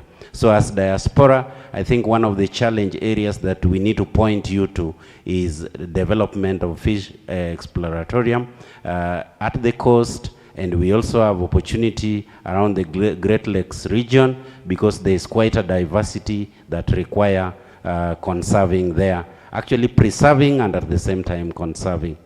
Under blue economy still, we have flotels. This country has never explored the area of flotels and floating baths. And these are entertainment opportunities that we can be able to package ourselves and actually go into. We also don't have any underwater experience developed so far. And we are a country that have quite an enormous opportunity to do that, be it in our inland lakes or at the coast. The second other area that I really would like to point us to is related to our core and the original mandate in capacity building. First and foremost, you are aware we are now doing another college down at the coast in Kilifi, that is Ronongala Utalii College, which is going to be the second center of excellence we are establishing after Utalii College. Beyond that, we have a duty and responsibility to expand reach and opportunity for other Kenyans elsewhere. And we are now looking at an opportunity to establish other colleges, first in terms of brick and mortar, as it were, to have those physical places that we call college. But we are also responding to the need to go digital and to digitize training. So we are also developing e-platforms that will extend the reach. But in terms of the physical places on brick and mortar, we are welcoming, partnering with Diaspora to see how we can quickly establish other center of excellence to first even specialize training in certain thematic areas. If you look at tourism and hospitality, you can subdivide it into nearly 12, if not 14 areas, depending on which country you are coming from. If you are in Canada, you will probably see them into like 14 areas, but from other countries, they would probably look at them at the traditional 12. Again, the other area that is quite an obvious opportunity for especially the diaspora is looking at second holiday concept, where those who are in temperate areas can be able to have homes here that is organized and within enclaves that are known, similar to special economic zones in the country. If you look at that, the country offers nearly 12 areas. I'm talking about initiatives that had been thought way back 2003 to 2005, and the zones are already actually known. There are countries that had expressed interest like Italy, and I am sure other countries can also express interest. If we sit down with the diaspora, especially those who are in these different countries, we should be able to identify and see which country, which zones can be developed and to what extent. Thank you so much, Willis. And I think the tourism sector provides us with a very wide ecosystem around which a lot of businesses can come in, like, solutions for logistics, the hailing taxi apps and all the solutions, the booking apps and all the solutions that come with it. So I think that's just one of the areas that opportunities exist. But I think, and I believe there's a lot more. And I think I'd like to take this chance to open it up to anybody from the audience, either with a question or with a suggested area of investment that you think or know about that you'd want to share with the rest of us. Anyone?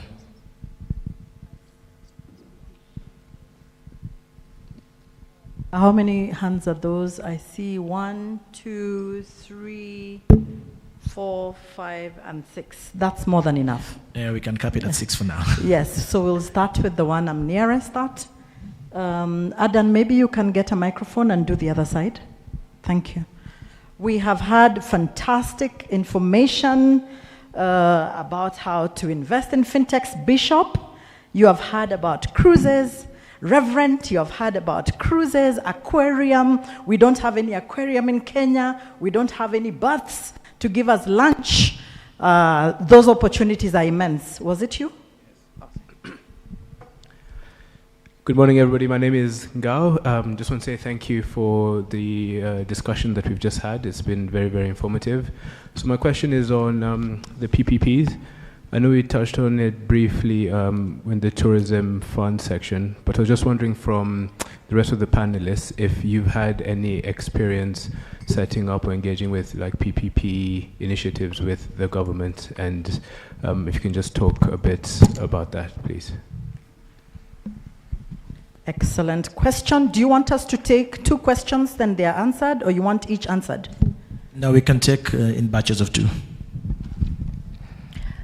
Ladies and gentlemen, my name is Lucy Mushoki. I represent Youth Senate Kenya. I have an innovation that will create an employment to more than 500 of Kenyans. It's an app that I'm developing, but after that, I'd like to advertise. And I don't have that capital. I'd like you to advise me where I should start. Thank you. Who wants to take the PPP's conversation? Anyone? Any takers? Okay. Yeah, I'll take the PPP's question.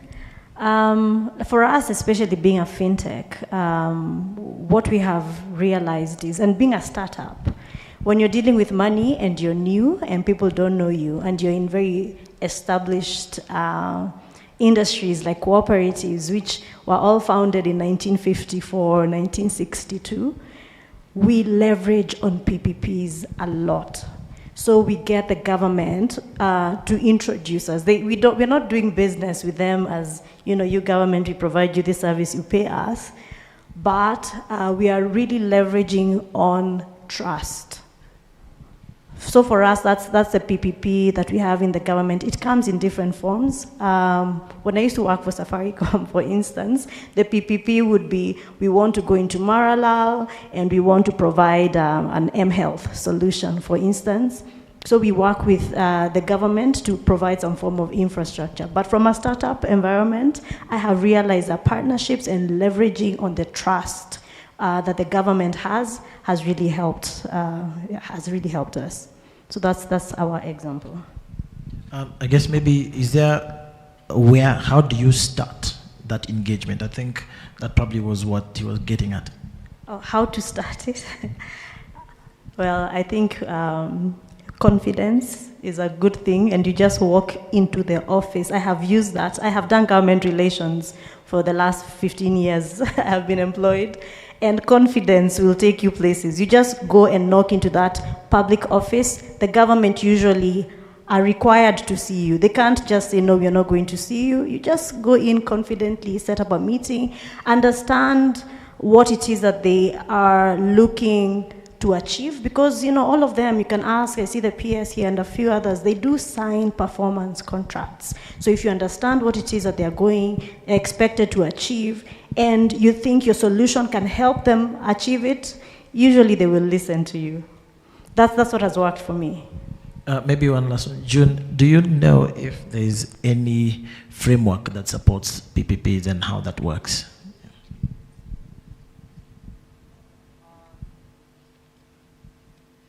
So yes, there is a framework that exists. There are policies and there is an actual framework. There's even people who are trained, who get certified to be the enablers of these PPP discussions.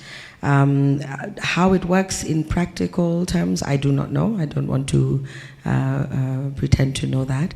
But I do know that there is, they can walk you through. I think the first thing would be to identify what opportunities each of the various ministries, let's say, are looking to go into. So to Judy's point, I think government is usually quite clear about the opportunities that they are seeking to get involved in, but they are not always as clear about the gaps. And sometimes that's where I think the other P comes in, the private sector. So if you identify an opportunity, I think knowing the right people to speak to and then asking them what is the format of entering into this conversation with you. Performance contracts are definitely a thing now, but I think from that legal point of view, what I would say is secure your thing if the initiator is you, and the protection that you need to get is registering your concept, your idea, and then take it as a registered thing to government and see how they can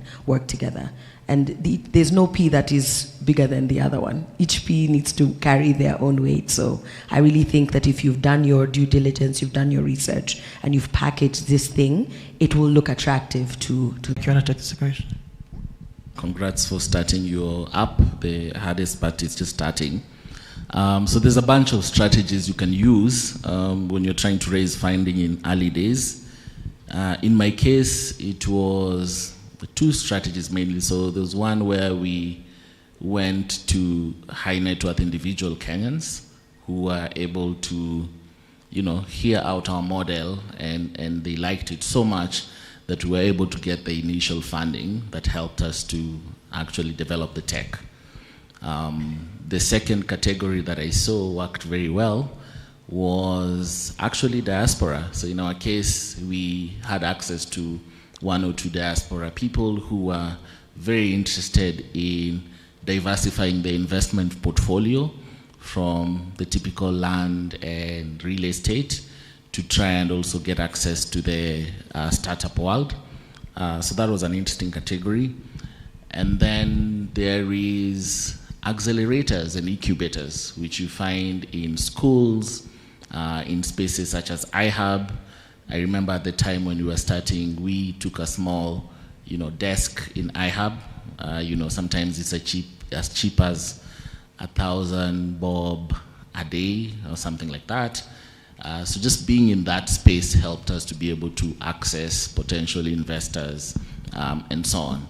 And also once in a while, if you're lucky, you can find an ex-founder, so someone who started a company before and they're farther ahead in the ecosystem or in their journey, and they can be able to help. So it really depends with where you are, but there's multiple strategies to try and raise your initial capital. Yeah. Thank you. And I think also it's important to note that the first persons you would reach to is friends and family. And when that doesn't work, then you look for an angel investor. But the must thing what people would always want to know is, what is the money for? Do you know what you want to do with the money? Do you have a plan laid out that shows exactly where the money is going into? That's important for you to have. Yes, John. Perhaps maybe, because we still have 4 questions, we might want to go through the 4 questions, and then we have a round of comments such that we don't run out of time. There were questions from that other end. Thank you. Hello, my name is Andrew Mutugi, and I'm the Deputy President of the Tourism Ambassadors in Kenya, also working with the Magical Kenya, that is KTB. It's just an addition to what the Tourism Fund officer was talking about. We also need to think about adventure. Tourism adventure is a point of investment for the diasporians. There's also tourism product development. You realize in Kenya we have a lot of tourism gems which are unidentified. So that is a line that you also, the diasporians, you need to think about. And you can work together with the county governments in developing such programs, and that is a wide scope, so that we can also increase our tourism activities, noting that Kenya is one of the best countries that we have in the world in terms of our game and national reserves. Thank you.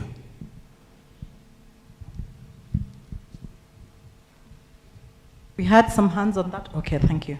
Thank you so much. My name is Jennifer Waridi, former Miss Tourism Lamu. I'm a young entrepreneur running a business, Great in Africa. To the diasporian, just to let you know that Lamu is open for investment, especially now that we have, it's the second, we have the port right there. So if you're looking for somewhere to invest, then welcome, Karibu Lamu. And we have the natural aquarium right there. So if you're looking for somewhere to invest, even in the real estate, Lamu is the place. Karibuni, asante. Wow, Lamu, here we come. Good morning, ladies and gentlemen. My name is Omar Farah. I am a specialist in DevSecOps, development, security, and operations, cyber security to be precise. I happen to stay in Qatar, and I'm working with the Minister of Finance in Qatar. I was very much moved with the fintech discussion, and what I noted was that the environment regulation platform is actually diverse. I'm looking forward to seeing, going forward, convergence in relation to making it easier for starters to be able to walk through the journey of investment. And I will appreciate that the lady who talked about investment, we will have a chat later.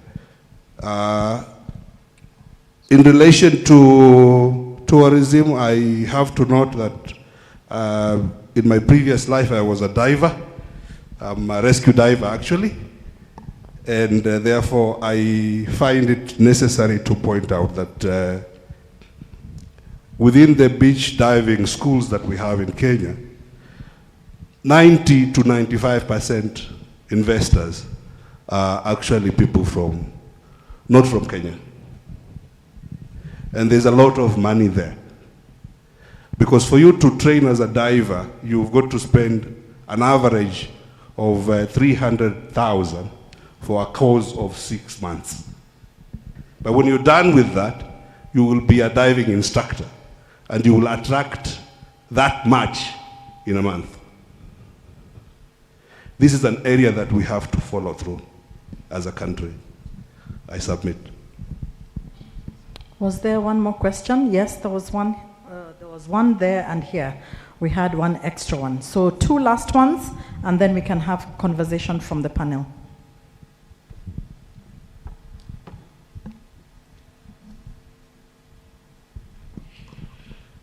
Oh, please allow me to stand. Habari asubuhi. Hamjambo.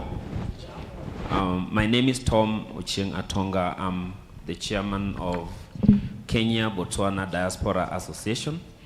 I'm also the global mobilizer for Diaspora County 48. So I wear those 2 caps. By now, I think what needs to be done is clear. So the what is fairly clear. What we need to apply ourselves a little bit more on is the how. And sitting here as diaspora, it is still not very clear how you want to engage with us on some of these things. And as long as that is not clear, we'll not be meeting our objectives. I'll give you an example. Kenya is very well respected in fintech. If you come to say Botswana, Southern Africa, I mean, everybody knows about M-Pesa, and people keep asking us about our technologies and stuff. And we even have a lot of Kenyans who come down to some of these countries to benchmark. The other time, some people came to Botswana to benchmark, and what they were benchmarking is something done by Kenyans. So that was very interesting. why do you come to benchmark in Botswana on something that we know it is Kenyans who do that thing, and you approach maybe the Botswana government and you are going around and we're just looking at you. You see, what I want to say, Madam PS, you've done an excellent job, but I want you to engage in a more structured way with Kenyans in the diaspora, so that when we come to the how of getting some of these things done, you are actually talking to people on the ground, people in the diaspora. Our focus is a lot on remittance, which we are going to do, but also think of the Kenyan human resource out there. There's a huge potential. There's a lot of knowledge out there that is just sitting. So work with us closely, work with the Kenyan associations, work with the diaspora structures that are there, such as Diaspora County 48, such as my association, Kenya Botswana Diaspora Association, and we will show you the nuts and bolts of the diaspora. Asanteni sana.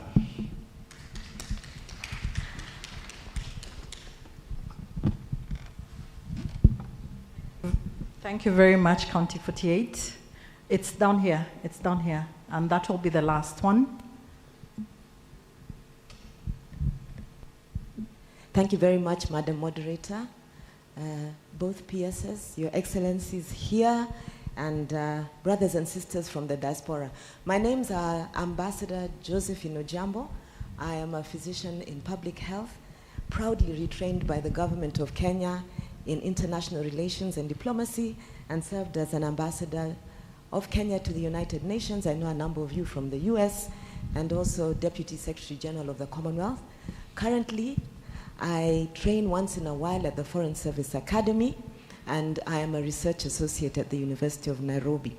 But I want to speak a little bit about innovation, because everything you've talked about here, the apps, the startup bill, the challenges in capacity development, the need for greater dissemination and awareness about what's going on in Kenya, and some of the other areas of commercialization, all of those have already been addressed by our government. We had, not too long ago, a week of innovation called the Kenya National Innovation Week. It happens every year in Kenya, and our head of state came and opened the week. And during the opening, he launched a 10-year master plan for innovation. So I speak to the innovators here, those with apps, those who want to invest in the sector, those interested in policy development, legislation, and those who want to take their small innovation, grow it, get venture capital, commercialize it, market it sustainably. We have a guideline, a national framework for innovation that you can anchor on. And you can find it under the name Kenya National Innovation Agency. Please Google it, you'll find it. So already there are platforms open to you as diaspora to engage at policy level and even program level with your government. Let me go a little further. I just want to say that there are initiatives. We already have a Presidential Innovation Award, which is being given at county level to 47 counties for the best innovators. I'd suggest the diaspora might want to, next year, look at the selection of these innovators and support in building their capacity after they've been awarded. There is also initiative around university-level innovation. I'd like to suggest those of us in diaspora who are out there studying, doing higher education, or even training. There are many Kenyans in universities. How can you engage through our Kenya Innovation Agency and the ministry to come once in a while, take a sabbatical, come home, engage with young entrepreneurs who want to move their innovation to sustainability. Let me see, I put some notes here. I want you to know that our innovation agency also has an academy. They are training and building capacity. And they have something called Research to Acceleration. They're taking small innovators from ideation or idea, accelerating them by giving them mentorship. I want to just say lastly, even as we have venture capitalists, we know there's a lot of failure in that market because money is one thing, but having a mentor to walk with you as you build your business sustainably is another. So Kenya is doing the needful, putting together the innovators with academicians, with mentors, up to county level. In fact, our country has a plan to have innovation hubs in every county up to ward level. How can you as diaspora join the government and focus in those areas? So I just want to end to say we are listening and there's a framework in place. Come and engage. Ask our diaspora, our State Department for Diaspora Affairs that is linked with these other agencies to show you the way forward so that you put your energy in the right places. Thank you.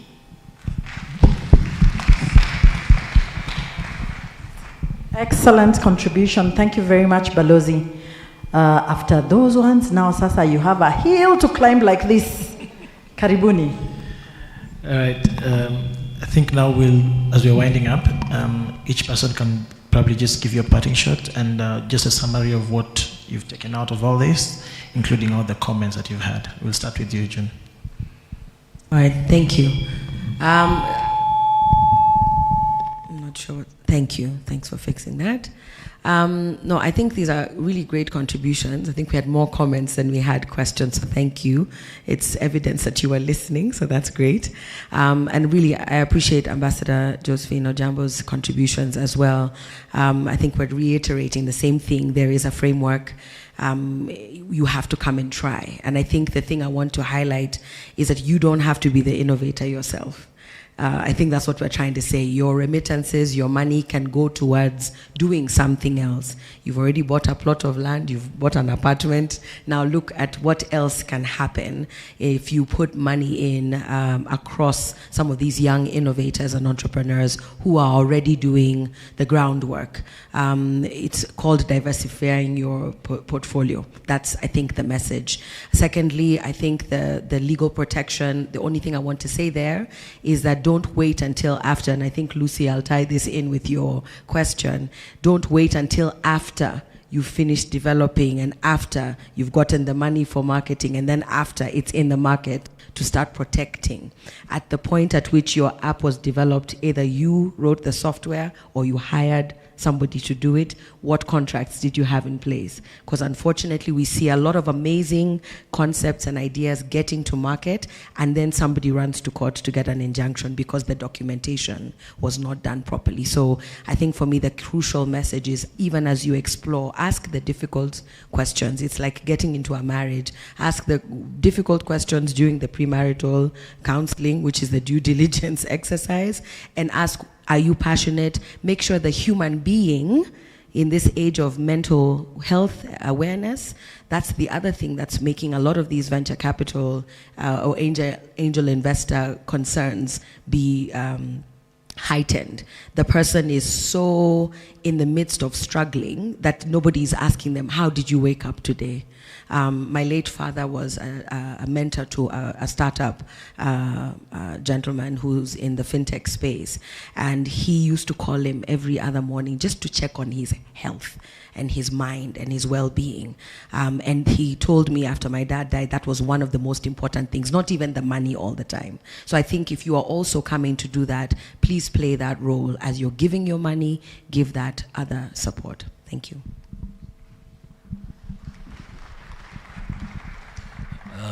Thank you, panelists. Thank you, delegates, for all the comments. I think my parting shot would be on what it is that we're doing as ASAP Information to support the environment. What we're doing is we're mapping out businesses across Kenya, trying to find out what it is they're doing, where they are, the risk profiles of those businesses.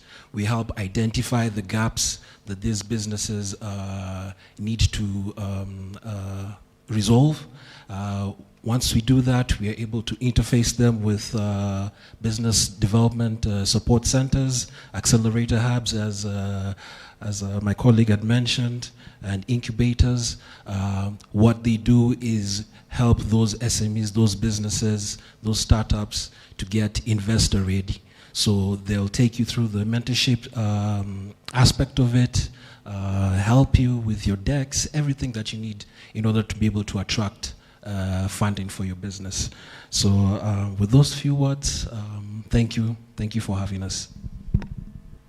Thank you very much. I think for me it's to just highlight, Wowzy itself, my company that I run, as interesting opportunity both for equity and debt.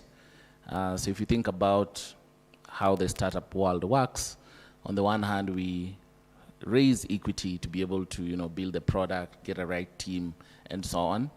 And as a COVID baby, which started in 2020, we're already active in 23 African countries, and we are sitting on fairly large contracts. For instance, one with Coca-Cola, where we are running $15 million opportunity across 23 countries to run campaigns.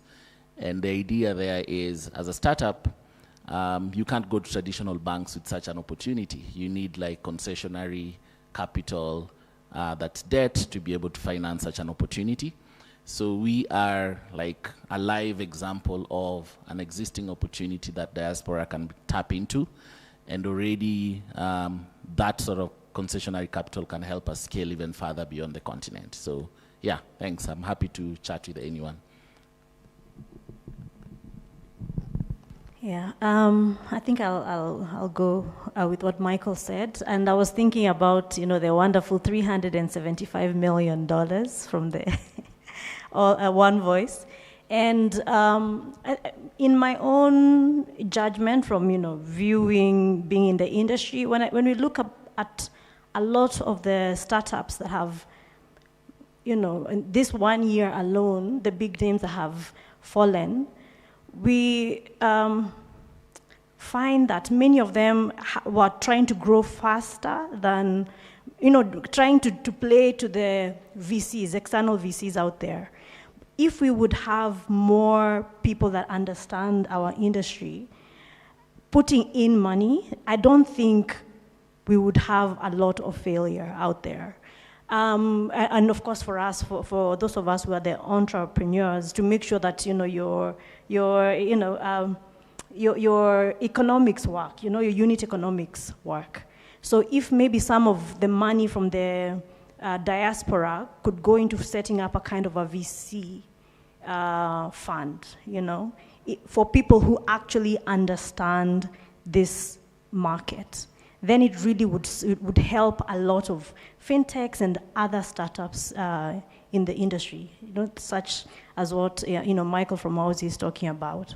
From a VunaPay perspective, we are finding that our farmers, we were solving one problem that is extremely painful for them, but we discovered that there's a lot more problems. Like for instance, like I said, we do have coffee cooperatives. We are really big in coffee, dairy, tea. And we find that now that they have thankfully been allowed to sell their coffee directly, they do not have market out there. And all of you out there are in countries that maybe take more coffee than we do. So we would be looking for people that would help us connect, that we can connect to the cooperatives if you can find us market out there. And Kenya has the world's best coffee. So, we're asking, open up, the trade routes for us, and we'll be very happy to work with you. Thank you once again. It's nice to be here. I appreciate.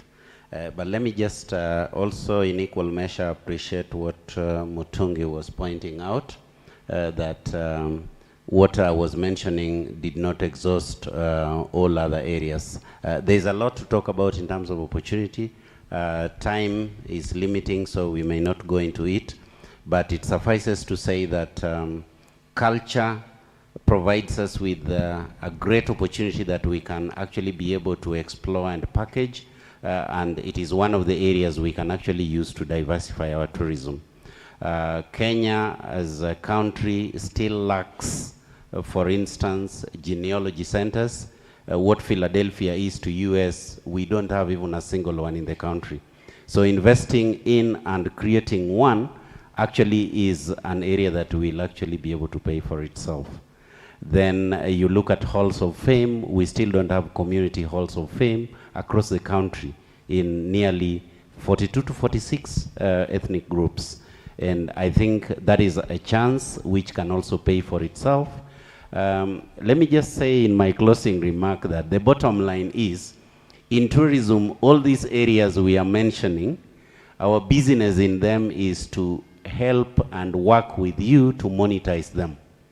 Our business in tourism, in as much as we want to entertain you, we want to give you leisure opportunity, we want to give you therapeutic chances, all that, our business and eye or lens is to make sure you can be able to monetize them and monetize them sustainably. Quality, give value for money, and be able to actually get your money back. Having said that, I think my humble appeal is to see how we can be able to engage further, get the focal points, and see how we can handle the business of how. I want to agree with Farah, what Farah has said, and what Waridi also mentioned. Those opportunities are there, and we can work with the diaspora to actually package them together and see how you can benefit as we also develop this country. The business to invest and develop in this country is ours as much as it is yours. We should be able to do it sustainably. Thank you. Thank you so much. Thank you so much, the panelists. You've been such an awesome team to work with. And just as a parting shot from me, I think I'm hoping that at the end of this, we've all had a mind shift as diasporians so that we can not just buy land, but invest in other areas. And one thing I would like to mention is that as we are out there as diasporians, we can also import some of the good things that we've seen that might work in this environment. I'm quite aware that there is actually a framework for e-commerce that has been done by the government to enable trade to work quite seamlessly. For most people who want to do import and export. I think that's an area that is worth looking at because it's also an ecosystem that involves logistics, payment processing, and all those other things that support the ecosystem of trade and finance. So thank you so much. It's been an awesome being your moderator today. Thank you. Makofi tafadhali, Makofi. Give them a big, big round of applause. And before you leave, I will invite the peers to come and take a photograph with you. As she's coming, I'd kindly remind you to follow us on social media. We have diaspora.something. If you just Google diaspora, you'll find us on social media. I'm not very social media savvy, but we have the PS will diaspora_KE, not diaspora.anything. Diaspora_KE. You can see it on the banners. That is Facebook, Instagram, X, I believe Threads. If you're not already seeing us on YouTube, that's State Department for Diaspora. The other one is for the registration for the conference. So please, at diaspora_KE is where we are to be found. Diaspora_KE and none other. Thank you very much, PS. As we are continuing the photographs, it was to remind you to please follow up because we are having updates there. Tomorrow, our welfare session is going to start at 9. Tafadhali, anybody with questions about their passports, about their citizenship, anybody who's looking at the incentives that the Kenya government is giving to the diaspora, tomorrow morning, 9 o'clock, tafadhali njoo na nguvu kuuliza maswali. Alafu kesho, we are going to have a family photograph after the morning session. You're all invited to come for a family photograph, but we are also going to have the diaspora leaders photograph with the PS. So if you're in diaspora leadership, we invite you tomorrow after the morning session, just before lunch, at the steps of KICC. Ambassador Ojambo, you did very well. We missed at that point, and we invite you to join us tomorrow when the fintechs will be pitching for funding. You might be able to assist them to get funding. Thank you very much. Thank you very much. And our gentleman from tourism, you have fantastic opportunities for the diaspora to loop in. And we are going to follow up with a virtual session with you and the diaspora. When we send out an invitation, kindly agree to join us in that invitation. Now we are getting ready to go to Konza. Please just note that those who are accredited for Konza will go to Konza. It's not for everybody because we can't afford to transport all of you. It is just for those who are accredited. The buses are ready. As soon as we are done, after you've greeted our panelists, you can come down to greet them as we speak because we are just getting ready to go to Konza. We need to leave now. Thank you very much.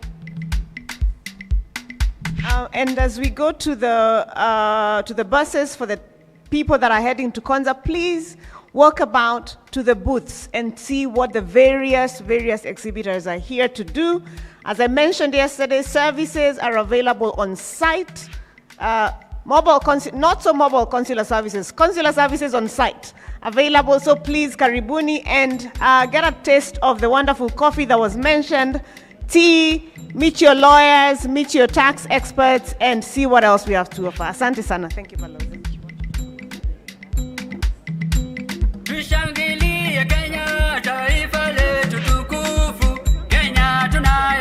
Please follow us on the social media.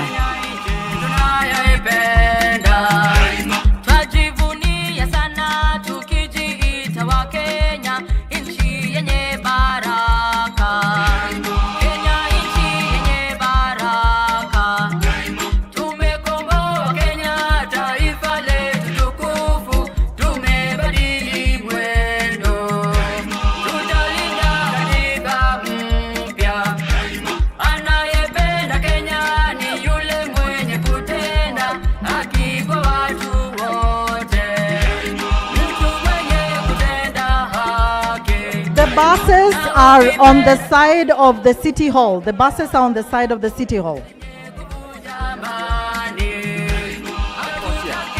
The buses are at the courtyard. We are waiting. Please, let's go to the buses.